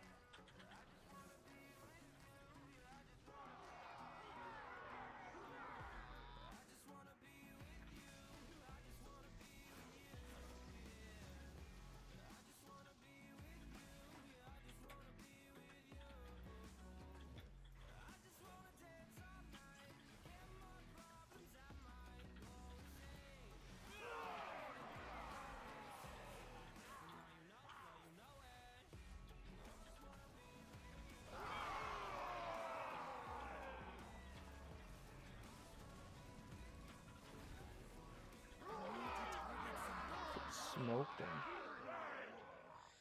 Give me that 4 freaking conquest. Didn't do any healing. Did not do any healing.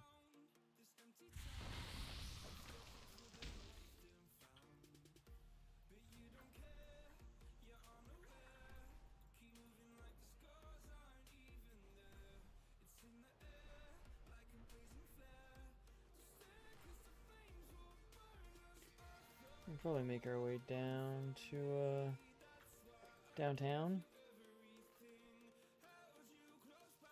Earth back. Okay, let's head to the city. Let's do some cashing in. I would love to get a group, or at least someone. Like I can do queue some 2s. I can learn some 3s. I'd love to start queuing them and learning.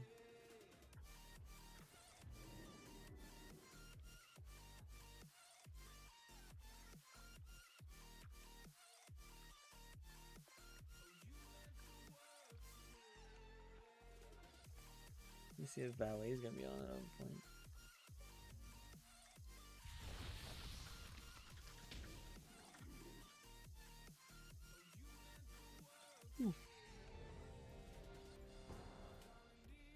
Colby Arena. The freaking variant.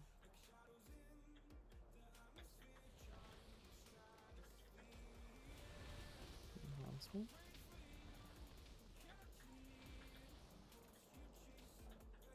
Should probably just do pre-made arena.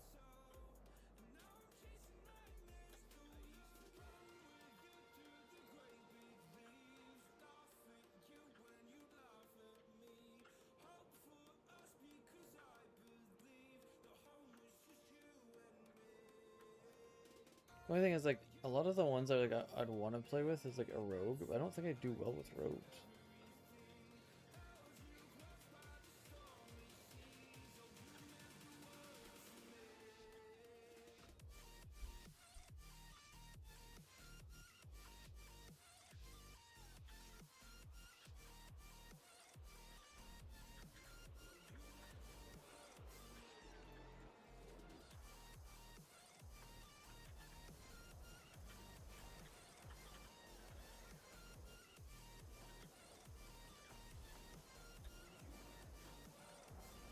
going straight in for the heal? Interesting, that's not what I thought they were gonna do.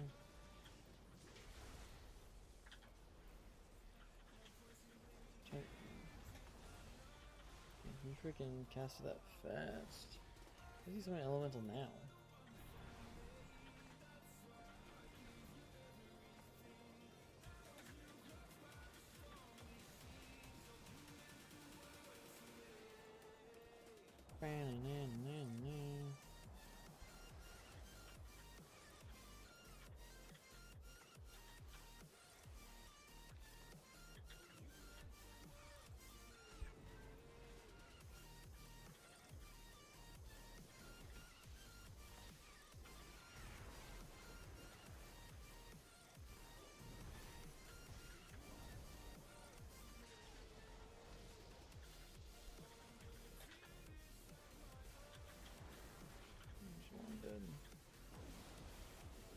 She over, baby. She over.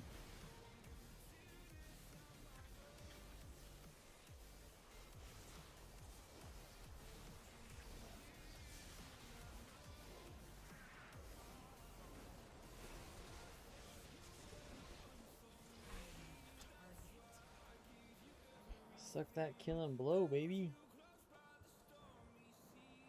Freaking lightning bolt to the face.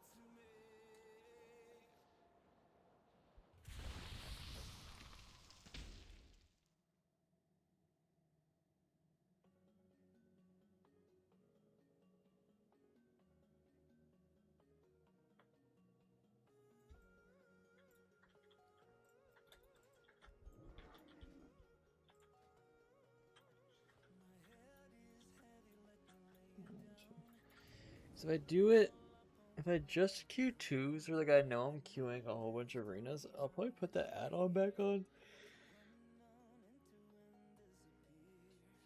So I can see kicks and stuff. I just hated it in Battlegrounds.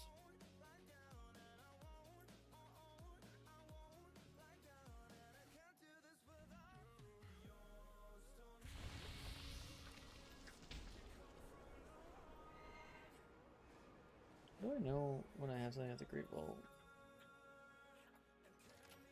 Nothing. Stupid, the no PvP stuff now. It's the first time I try to do PvP, it's like, oh, no, we're not gonna do PvP anymore. So what the frick? Am I queued for a skirmish? I don't think I'm in the right spot. Where am I? Okay, Conquest. Let's go a helmet, and I want to go verse mastery. Treat my wares with care.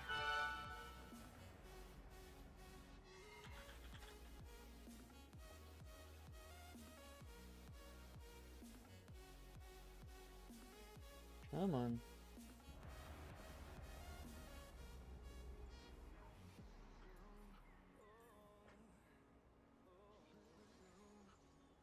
At least that part's good.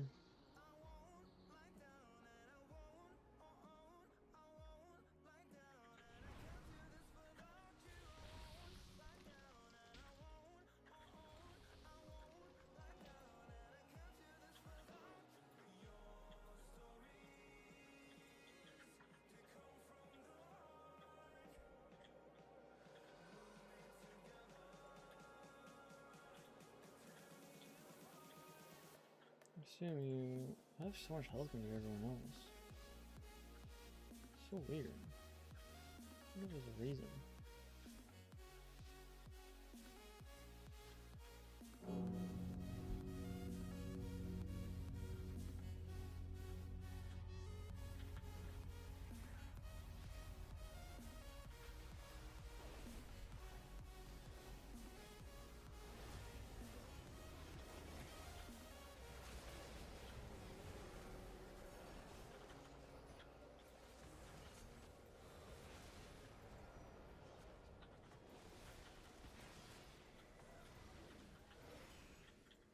Just 2v3.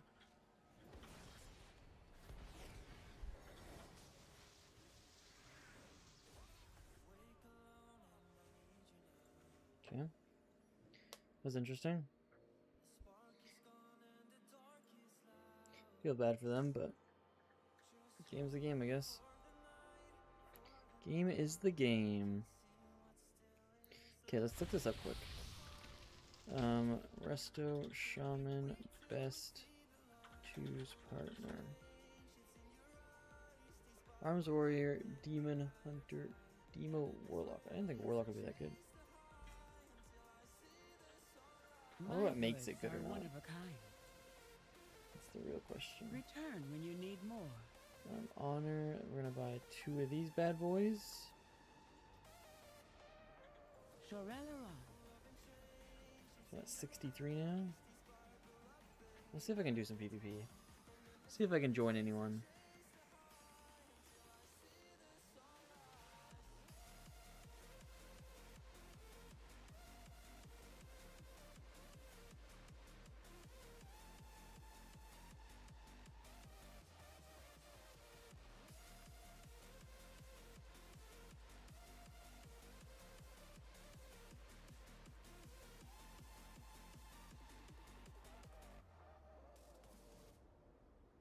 Just create one.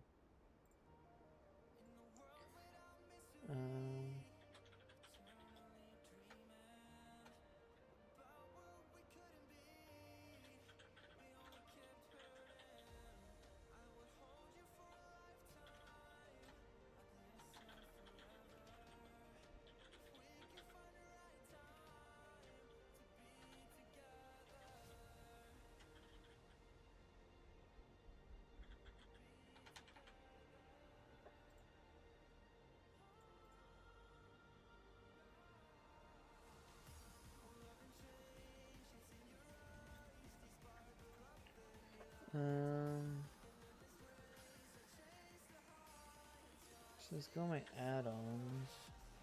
I'm gonna turn this mini thing back on. This thing.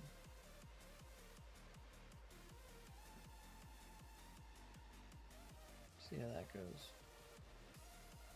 See how she goes, baby.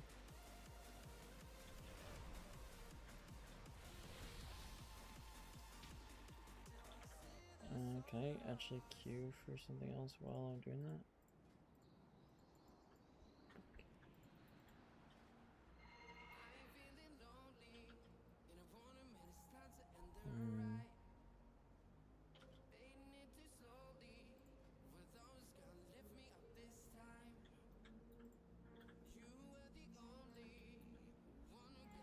I'll just queue up.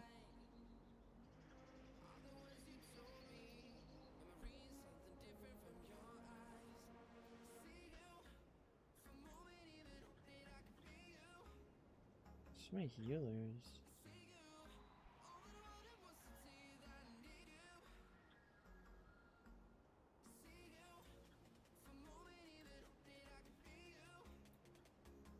I don't know if he wants a healer or not.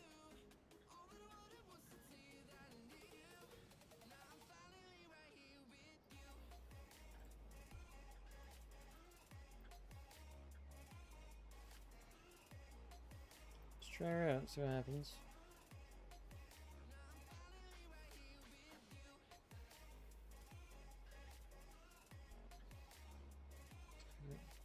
I should queue it. Can I just like sort it as like doesn't need a healer?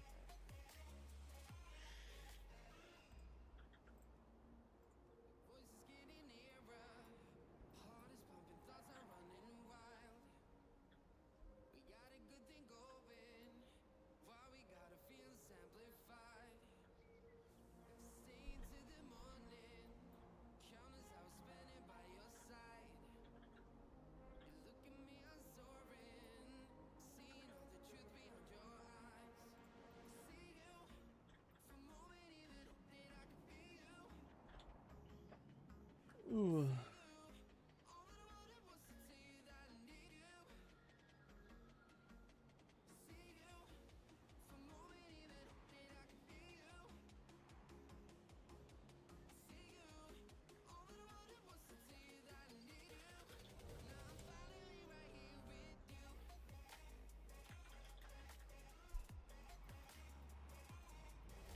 Just 500 health.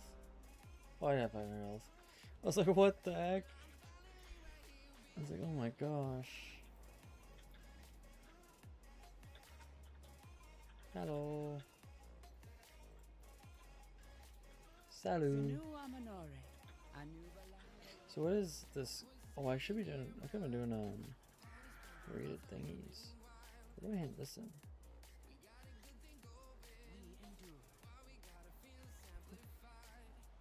Get Harondar. Oh. Stupid. Get Harondar. That's where I have to hand this in.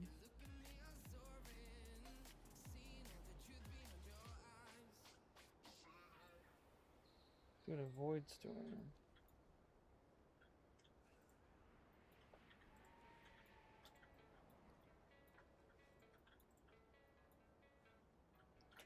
I wanted to go and check to see if I can change my helmet to the set piece. I just don't remember where that was. I think it was right here.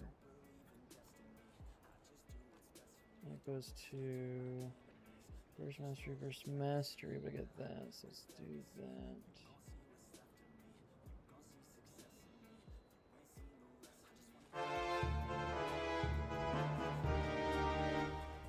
Okay, I got one set piece at least. Interesting. Okay, hopefully I don't get too bad. Let's see.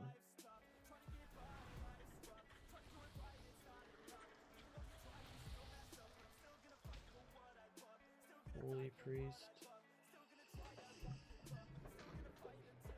Let's see this guy's playstyle. Okay. I can't see. The combatants are ready and waiting. So what's the holdup?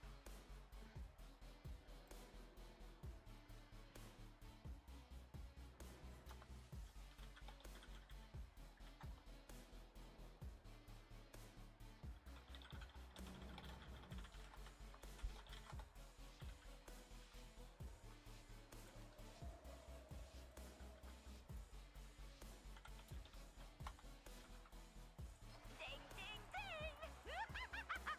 Time to break stuff.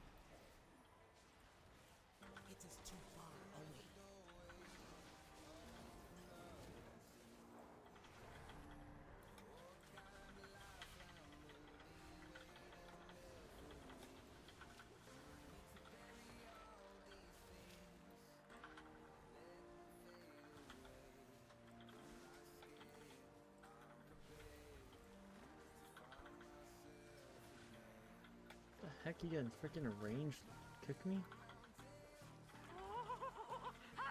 This is a genuine nail biter.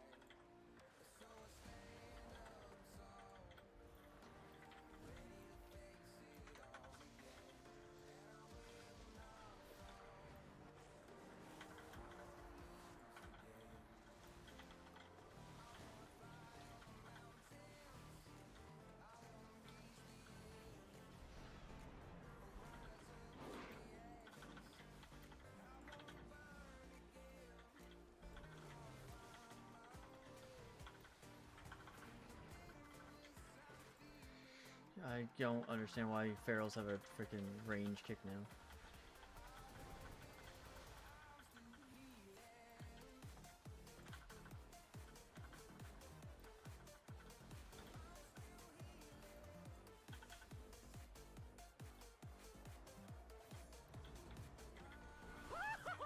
Keeping this fight interesting this time.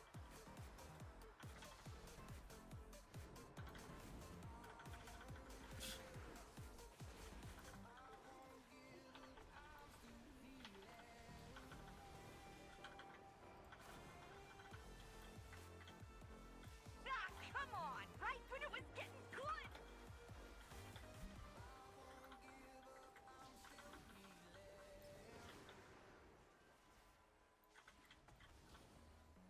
Ooh, that's gonna hurt, but not for long.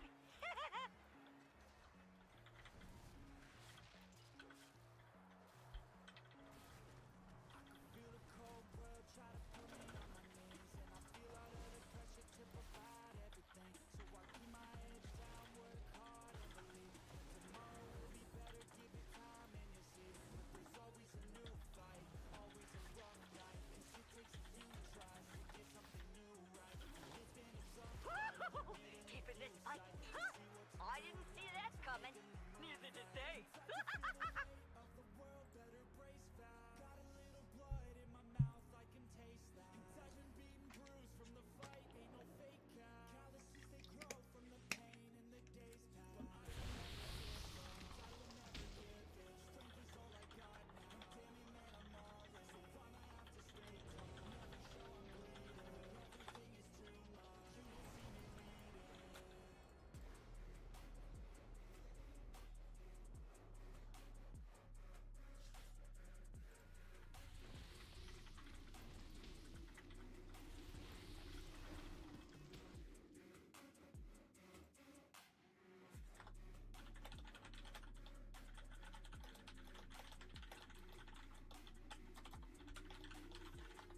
And life is full of challenge, that's the only way to live. Dopamine is something that to get you have to give. In the moment it may suck, but that's the only way to win. Keep your head and chin up, take the blows and don't give in. And life will hit you so hard, we've been through it so far. Wake up with a new scar, some just want a new start. But we all get a different hand, dealt to us I need to like. take your gifts and make a stand. You don't get a second chance. I can feel the weight of the world, better brace fast. Got a little Oh boy. in my mouth, I can taste that. I've been beaten, bruised from the fight, ain't no fake out. Calluses they grow from the pain in the days past. But I will never give up, I will never give in. Strength is all I got now. Damn it, man, I'm all in. So I'ma have to stay calm. Never show I'm bleeding. Everything is too much. You will see me leading.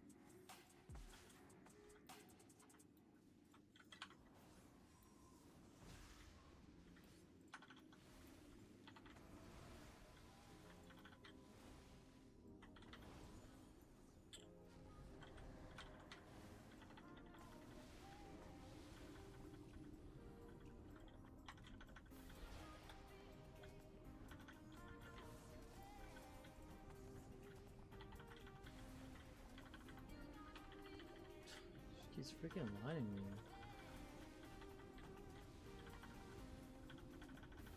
I can't get a freaking heal on it.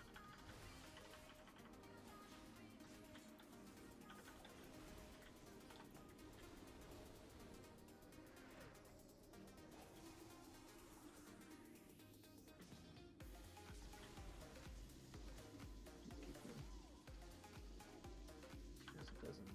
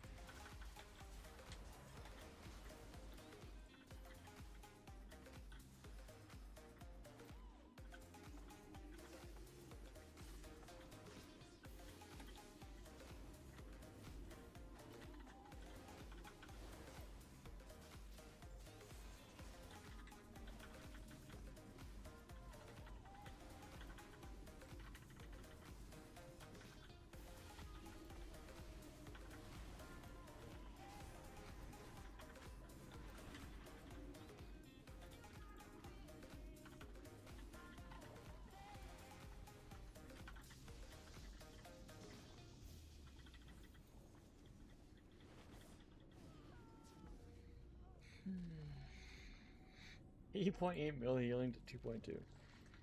It's freaking crazy. It's just doing so much more damage than us.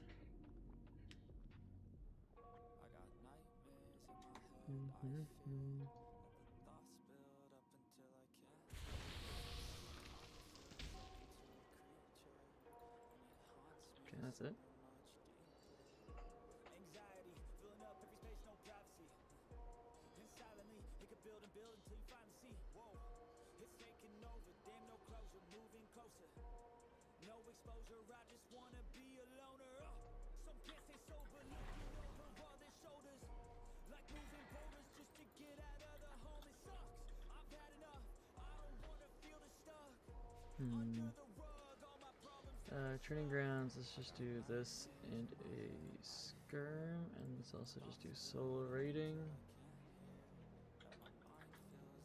See how that goes. I'm gonna do some twos. What is this? Are you planning a purchase? May my goods serve you well. Okay, okay. I should really do some BGs.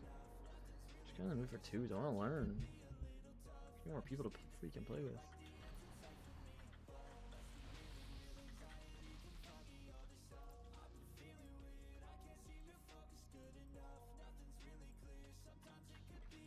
Friends, we gather today to see which of these bandits, these goons, these ne'er-do-wells have the right to call themselves true Courtierans! Only the last one standing will have earned that honor. And this likely won't be a clean fight, so keep your distance, eh? Now, are we ready? Are we ready? This is a night for Courtierers!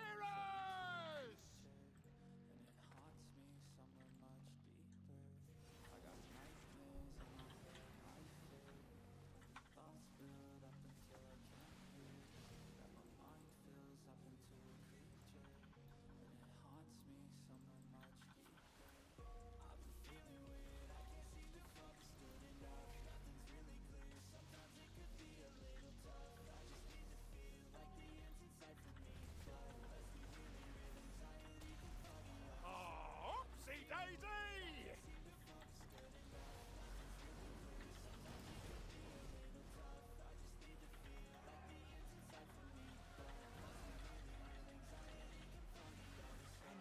You die! Battlefield Master. Interesting. I still don't think I've done a bot match on Runes of Order. I don't think I have that achievement yet. So weird. Weird.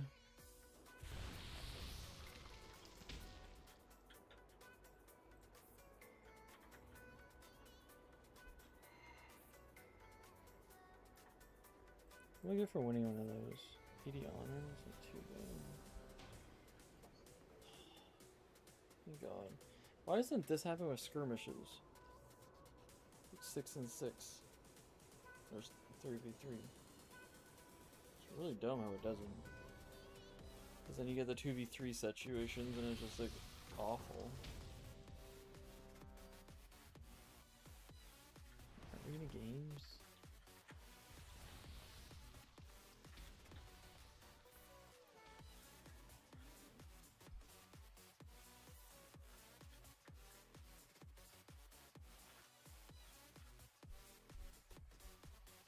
Yeah, Conquer Shoulders. He does a lot of solo shipping.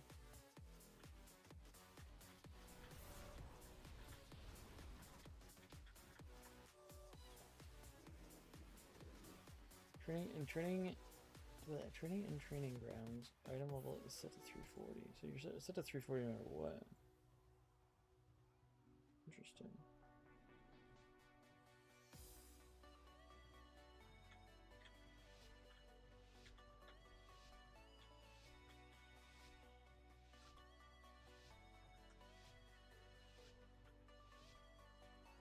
Every 1 second, one ally is inside healing range. Consider water shield absorbs 6 damage.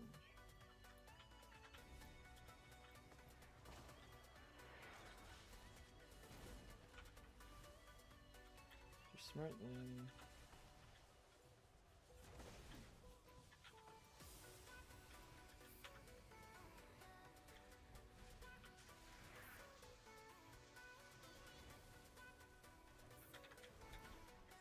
I did not kill anything. Freaking sees the freaking healer for 10 years.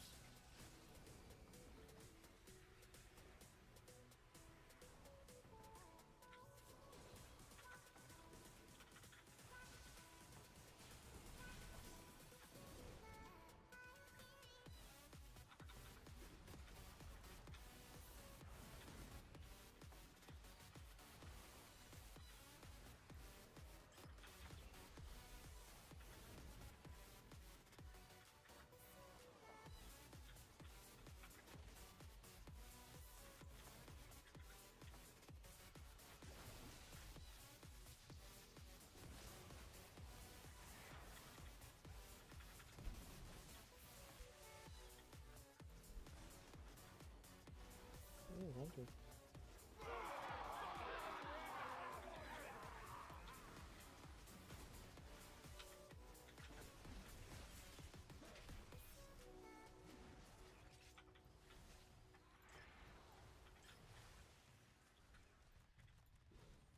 You guys really need to fight the same guy. And Hunter is a target here. Hunter keeps lining.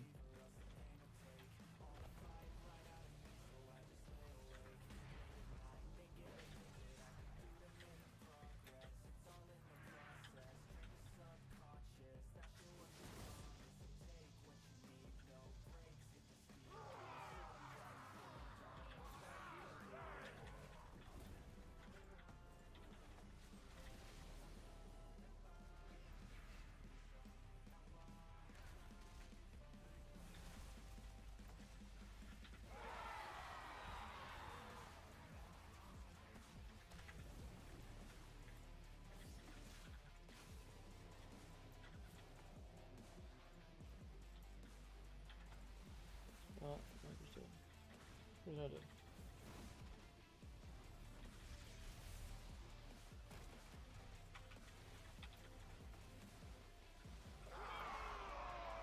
Kill him, thank you. Please don't tell me I'm doing a decent damage.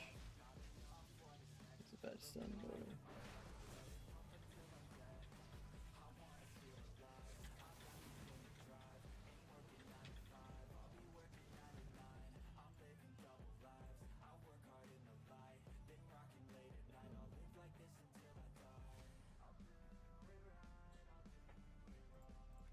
It's hard to see when you're beat by a bot in damage, especially when it's probably just free casting. I don't know if I don't know.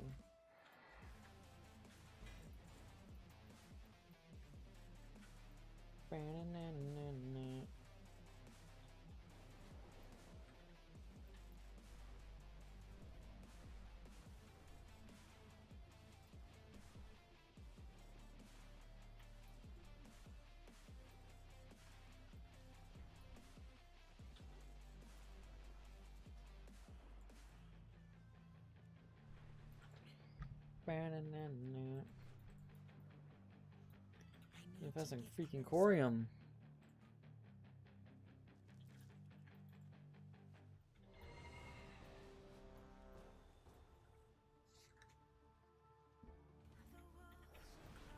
Double lock, eh? I guess I could do solo shuffle.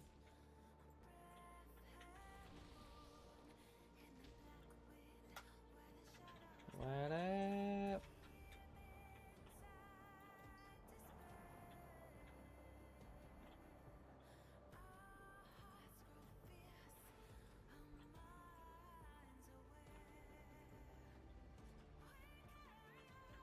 No PvP. 1 PvPs. We'll kill. I didn't realize I only got 19,000. 12,000. What my honorable kills are. What does it say? I don't even know what it says.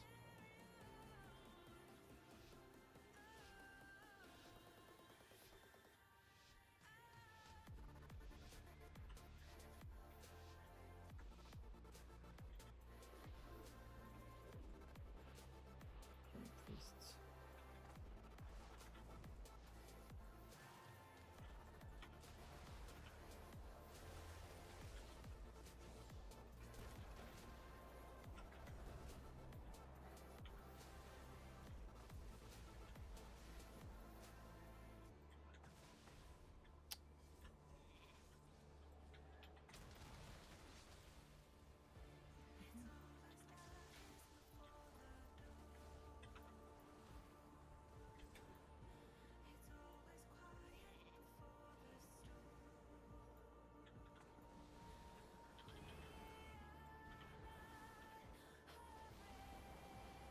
Oh.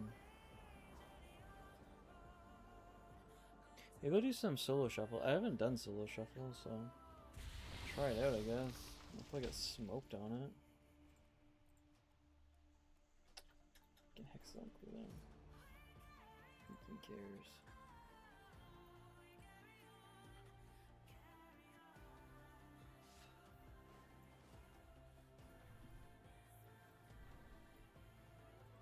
We carry. Oh, of course it did. We carry on. Adamantite.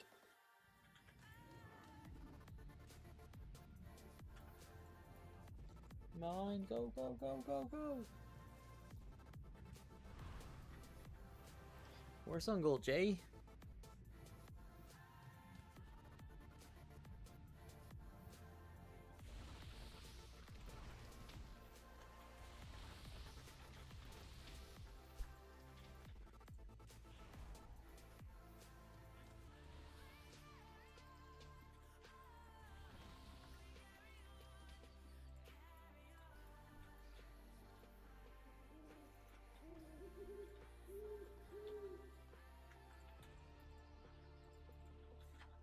Let's go.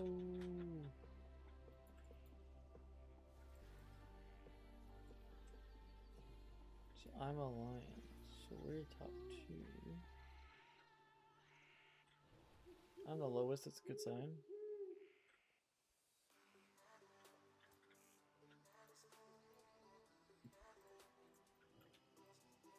Don't like any of these guys' health though.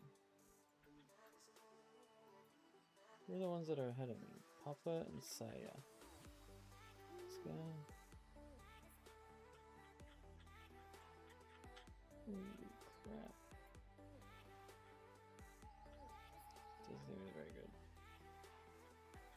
Battlegrounds.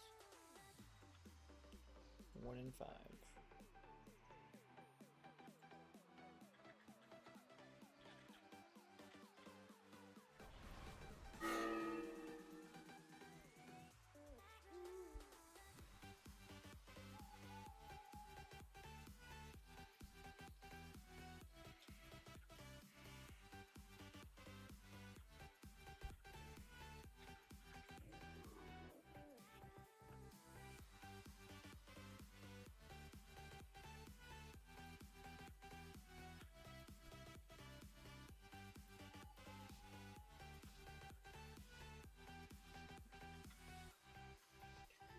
Well, I'm flag carrying.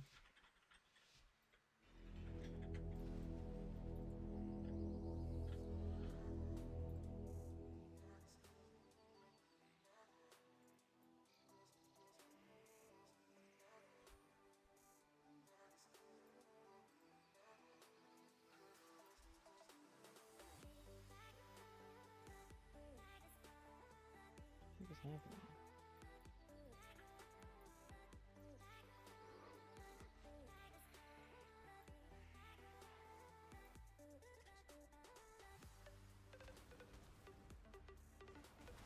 The weirdest freaking start ever.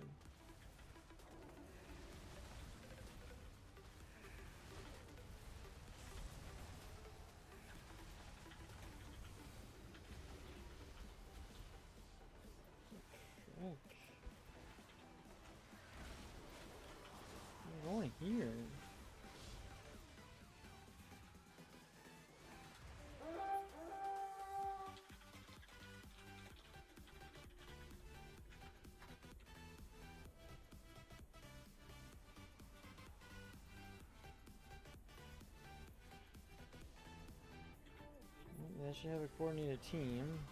All one for me.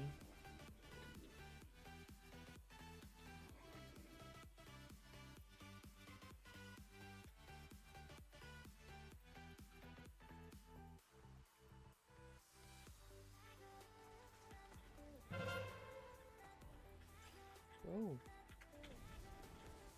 What are you doing?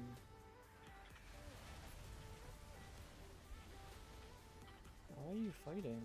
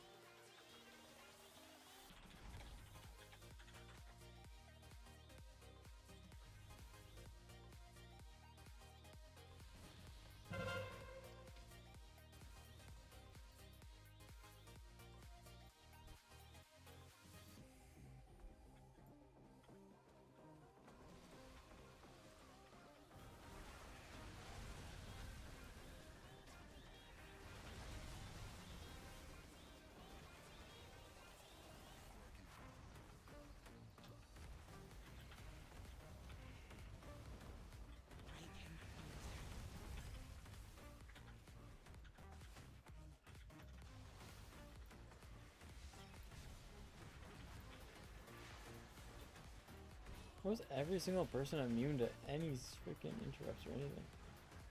Insane. This guy just walking. This guy just walking through me. This scorches.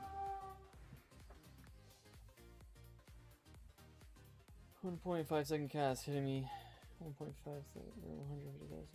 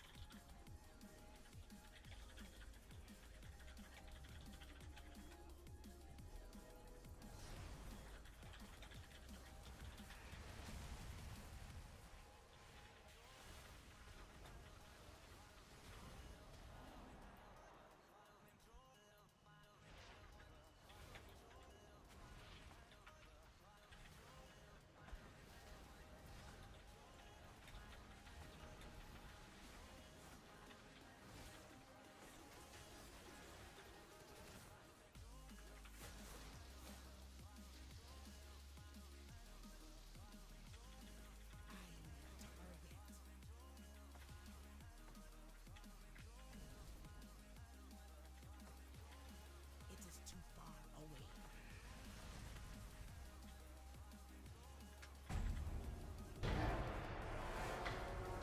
Can we get any kills?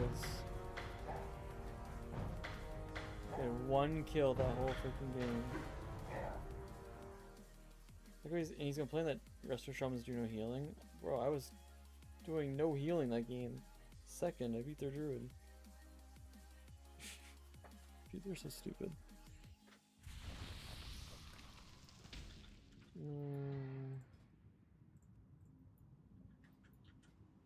It's insane. Let's see some battlegrounds. I wish I could be in a group while queuing like solo.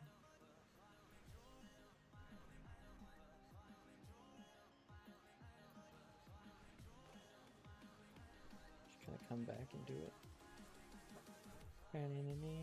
So at 66, I'm at almost 2,000 honors, so I'll be at 71, so I'm just under 80. And I can get the giant weapons, and then I think the major ones are done. I think there's only 2 weapon ones. And if that's true, I don't think I need to get them on all of my characters. I think I need to get the 12s on all my characters, but I don't need to get the other ones. What the frick is this thing? Shadowlands?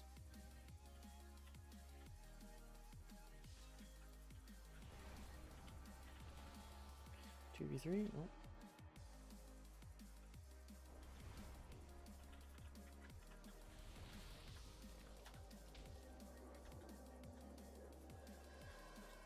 Hello. What's the plan?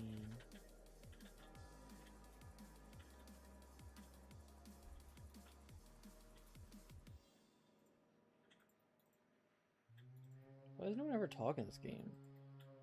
It's like everyone's freaking keyboard's broken.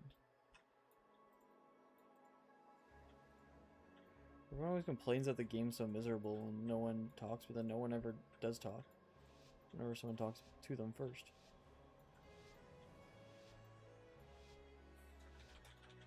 Okay, good talk.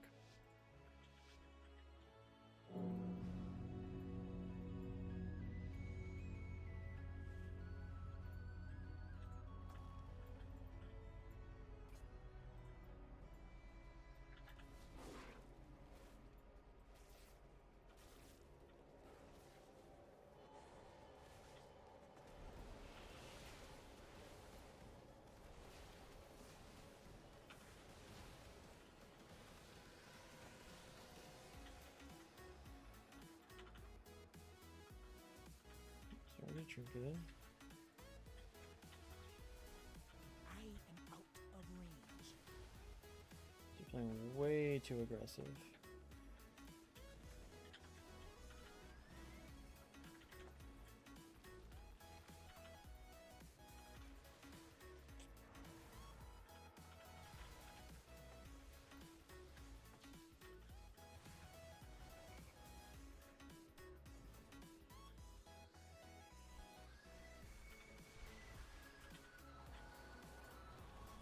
also just lining me.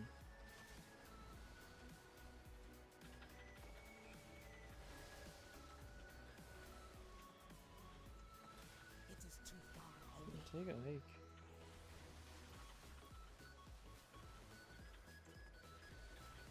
Oh.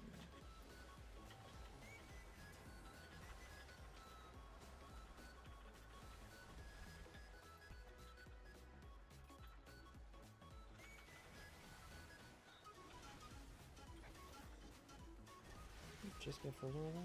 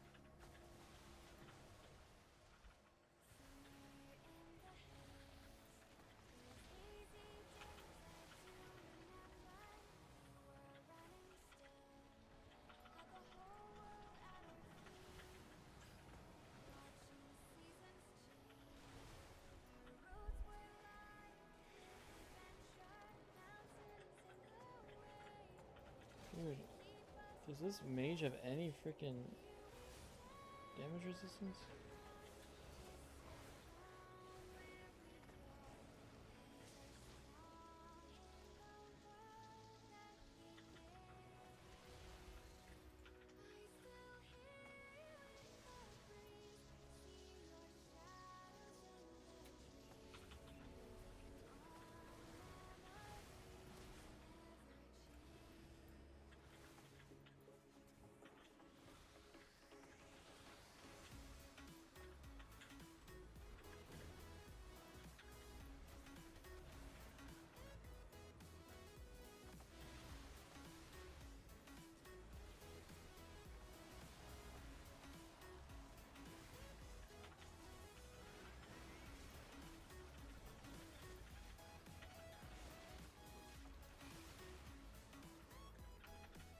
I need to get closer.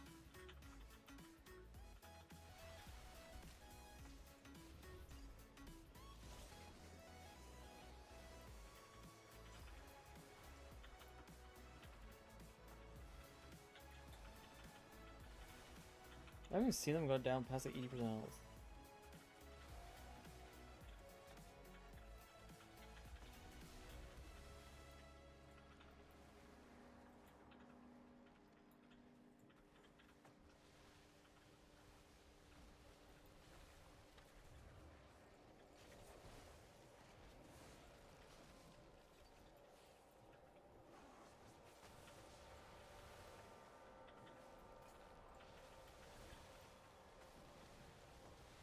It is too far away.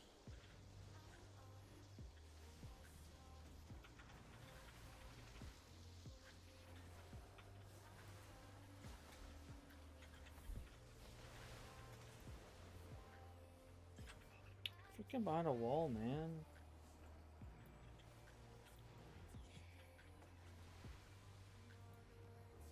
What's killing me?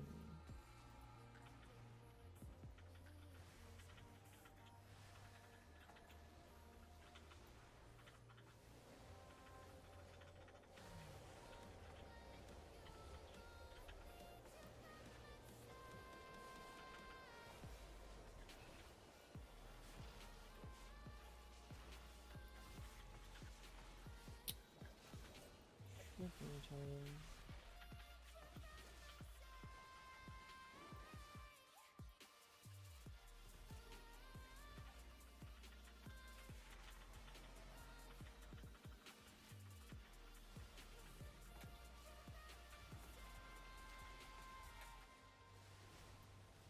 Oh no, you go over me.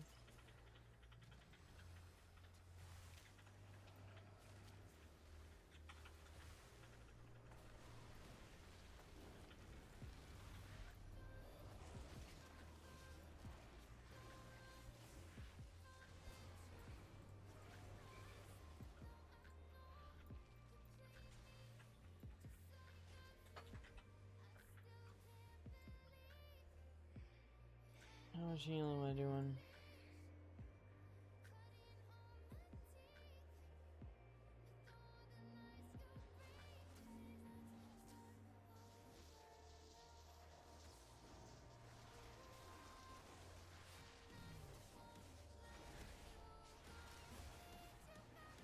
I did no damage. Freaking Hunter, 24 million hit damage.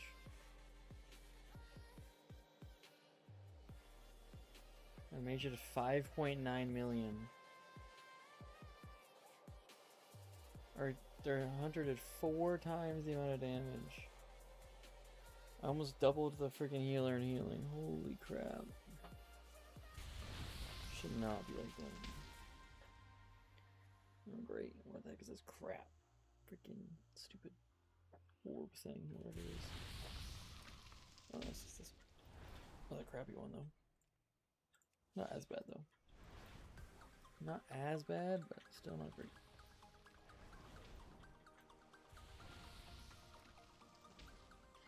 I think my healing output is decent for, like, arenas. I just need to do more awareness and know, like, when to CC and that stuff. And, like, I need to play around not getting CC'd. That's what the issue is.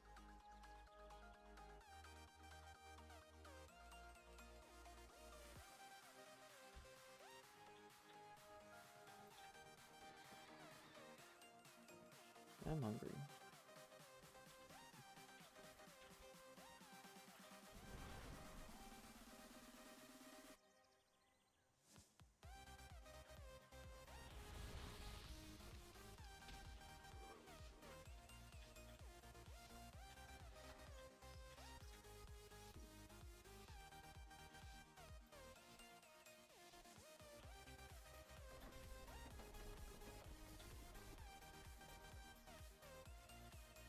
One and 3. Although I think the first one was like a 10v9 and we actually should have won if we had 10. Give me heals.